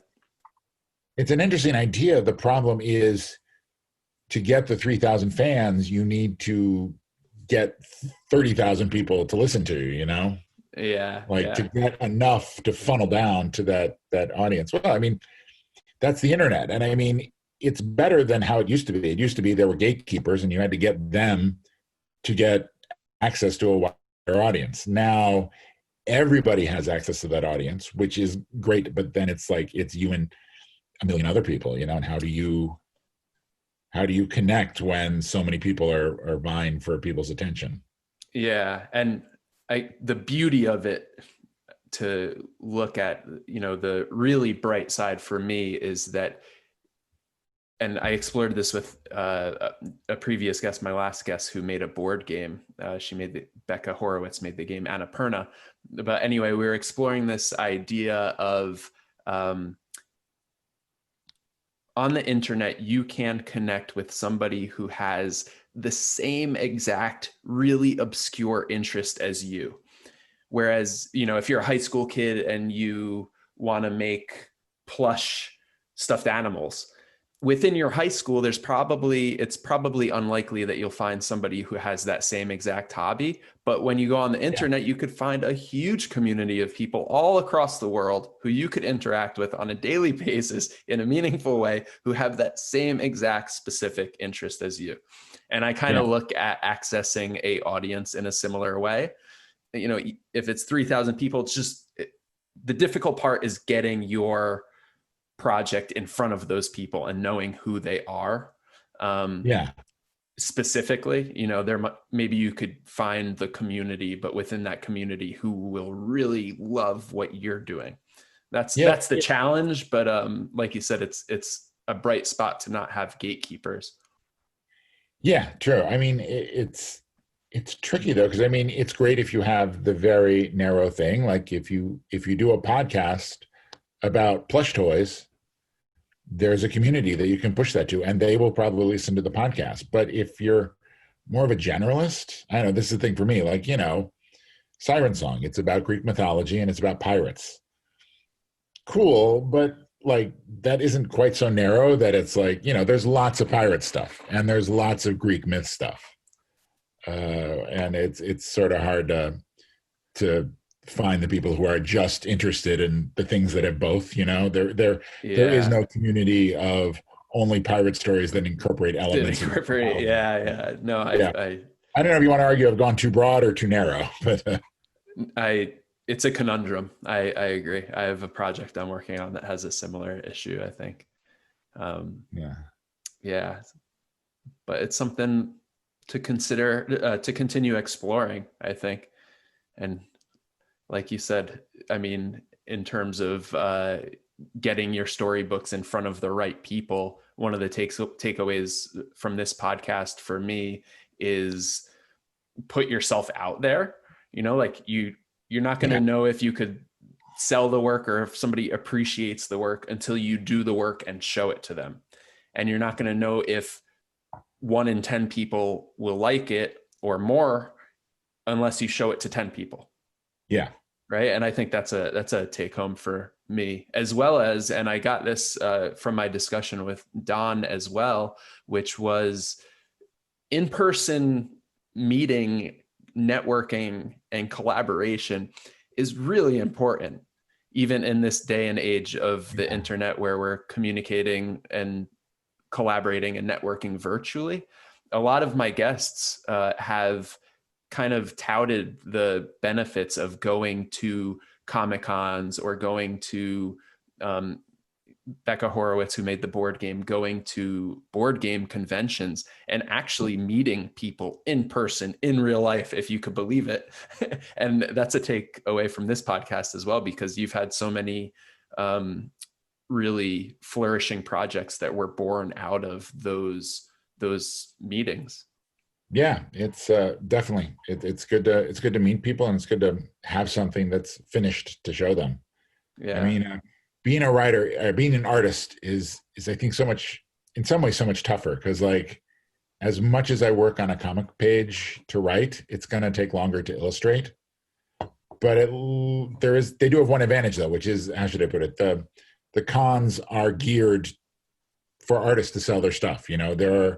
Don goes to conventions and he sells his drawings, and you'd have to ask him, but I think it's a great experience of you're interacting with audiences and fans and you're drawing stuff for them for money. So you get to both make money, but how should I put it? Get to practice that entrepreneurial muscle. It's Yeah, It's and a little expand harder for, brand awareness if you yourself are a brand and content yeah. creator that you could Most connect people are with a used to buying art at Comic-Con. It's a little trickier with writers. I don't know. I'm just going from, because I would write you a one-page short story if you gave me $20 at a convention. And it did not work. Now, maybe it's because it was me. If Neil Gaiman offered to write you a one-page short story for $20, he would probably make his table fee quite easily. But part of it is it's hard if you have to explain the thing you're selling to the person right. who will buy it. Like I'll Yeah. do you a drawing of whatever you want. That's people understand that there's a market there pre-existing. It's And hard to, something that you could see readily. A story yeah. takes, you need to read it and imagine it yourself. That is, I Yeah. could Well, I imagine that mean, being a challenge. yeah, or it's just more like nobody else does it. Like if more writers did I'll do a flash fiction for you for $20, it might be more viable. But like, it was just like, wait, you'll do what? It's like, is there any drawing to it? And yeah. So just because that market doesn't exist, I don't know how, but I feel like you might be able to noodle around, use that base concept, and either in collaboration or in another form make it work. I wonder. yeah. I mean, well, the other thing I think Don and I tried is he would do a sketch and then I'd write a story about it, just like we did with Inktober. But Yeah, yeah, exactly. yeah, maybe. Well, here's the other thing. It was at one of the conventions. A lot of the conventions are getting very, what's the word, cosplay centric, which Mm, cool. Cosplayers are a wonderful community, but the people there are there to cosplay, and the people who are there to like buy stuff, buy art, and buy indie stuff has shrunk at some conventions. Yeah, interesting. there's some there are some conventions where it's just like you're not going to make your table fee back if you go there just because there are not enough people there to spend money. Right. Yeah. I wonder if there's a way to write for cosplayers. Oh yeah. I mean, possibly, yeah. I mean, it's weird because most of them are pre-existing characters. If Right. original cosplay becomes a thing, yeah, definitely. Although, God, I could, I mean, pessimistic of me perhaps, but I could see what would happen. It was like, you write the story for the person, like, no, that's not That's who this not me. person is. Yeah, yeah. Yeah, you're That's stupid. yeah, it I'm not works. paying you. Yeah. Interesting. Oh well.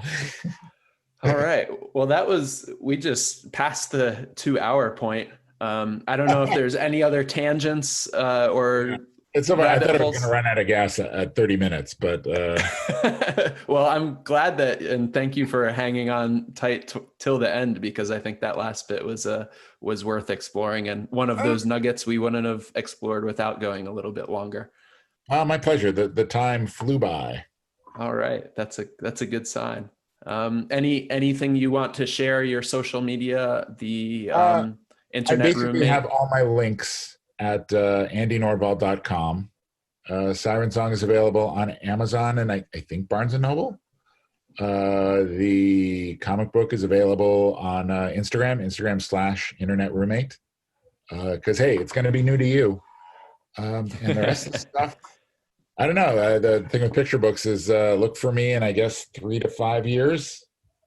Yeah, and or if you kickstart any of them, I will certainly Oh yeah. blast that out to any audience that is listening now and continues to listen in the future.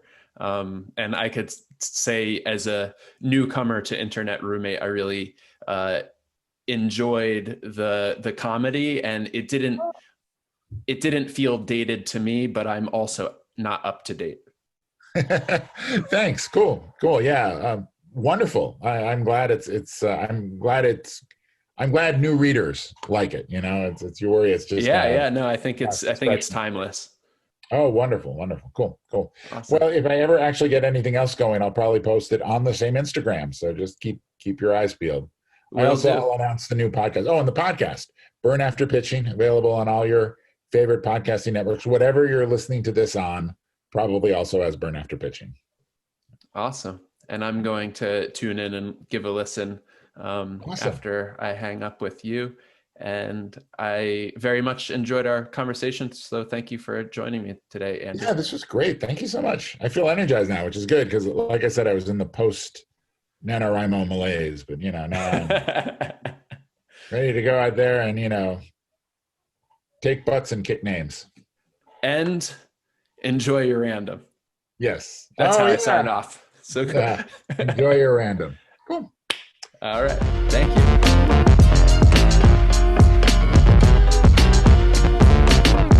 Hello, my fellow random, and welcome to the debriefing, where we will discuss some key takeaways as well as areas where I think I could improve the podcast. First and foremost, I'm frustrated today because I already recorded this as well as the intro, and the first takes were, I think, the best takes I've ever done for any intro and outro. And because I neglected to check that my microphone was on, I am kind of flailing my arms at the camera with great passion, but no voice. So here I am recording them again. So today I will start with my areas of improvement, and that is one I am so pissed off. But the show goes on, and here I am recording it again and sharing that one with you. Another area of potential improvement for the podcast is today we struggled with a little bit of a lag between our internet connections, bandwidth, broadband, whatever you want to say. And sometimes it's difficult to know when a pause is the right pause to interject myself into the conversation with a new question or a new guiding point to steer the conversation. The last thing I want to do is jump in too early and disturb the thought process and flow of my guest because, as I often say, they are the star of that day's show. So, working out the kinks and trying to figure out some of the peculiar natures of communicating over the internet with some lag. That's something that I can practice. I think that over the course of these episodes, I've improved my ability to facilitate the conversation and also anticipated technical difficulties like that. And it's something I seek to improve moving forward. As for key takeaways from today's episode, I have 3. The first is, and all of them are kind of reoccurring themes here at What's Your Random. They weren't the first time that they came up, but they came up today in a way that made me realize these are reoccurring themes. One of those is that in-person meeting, in-person collaboration is actually really important even in this day and age in 2020. Andy's story is about meeting Don Huynh at a comic convention and that leading to the collaboration that was Siren's song, as well as some of the other projects he's worked on as a storyteller and connecting with artists to help him tell his story. I think that is a reoccurring theme, and I think it proves to me, more so than I believed in the past, that in-person communication, connection, and collaboration is really important.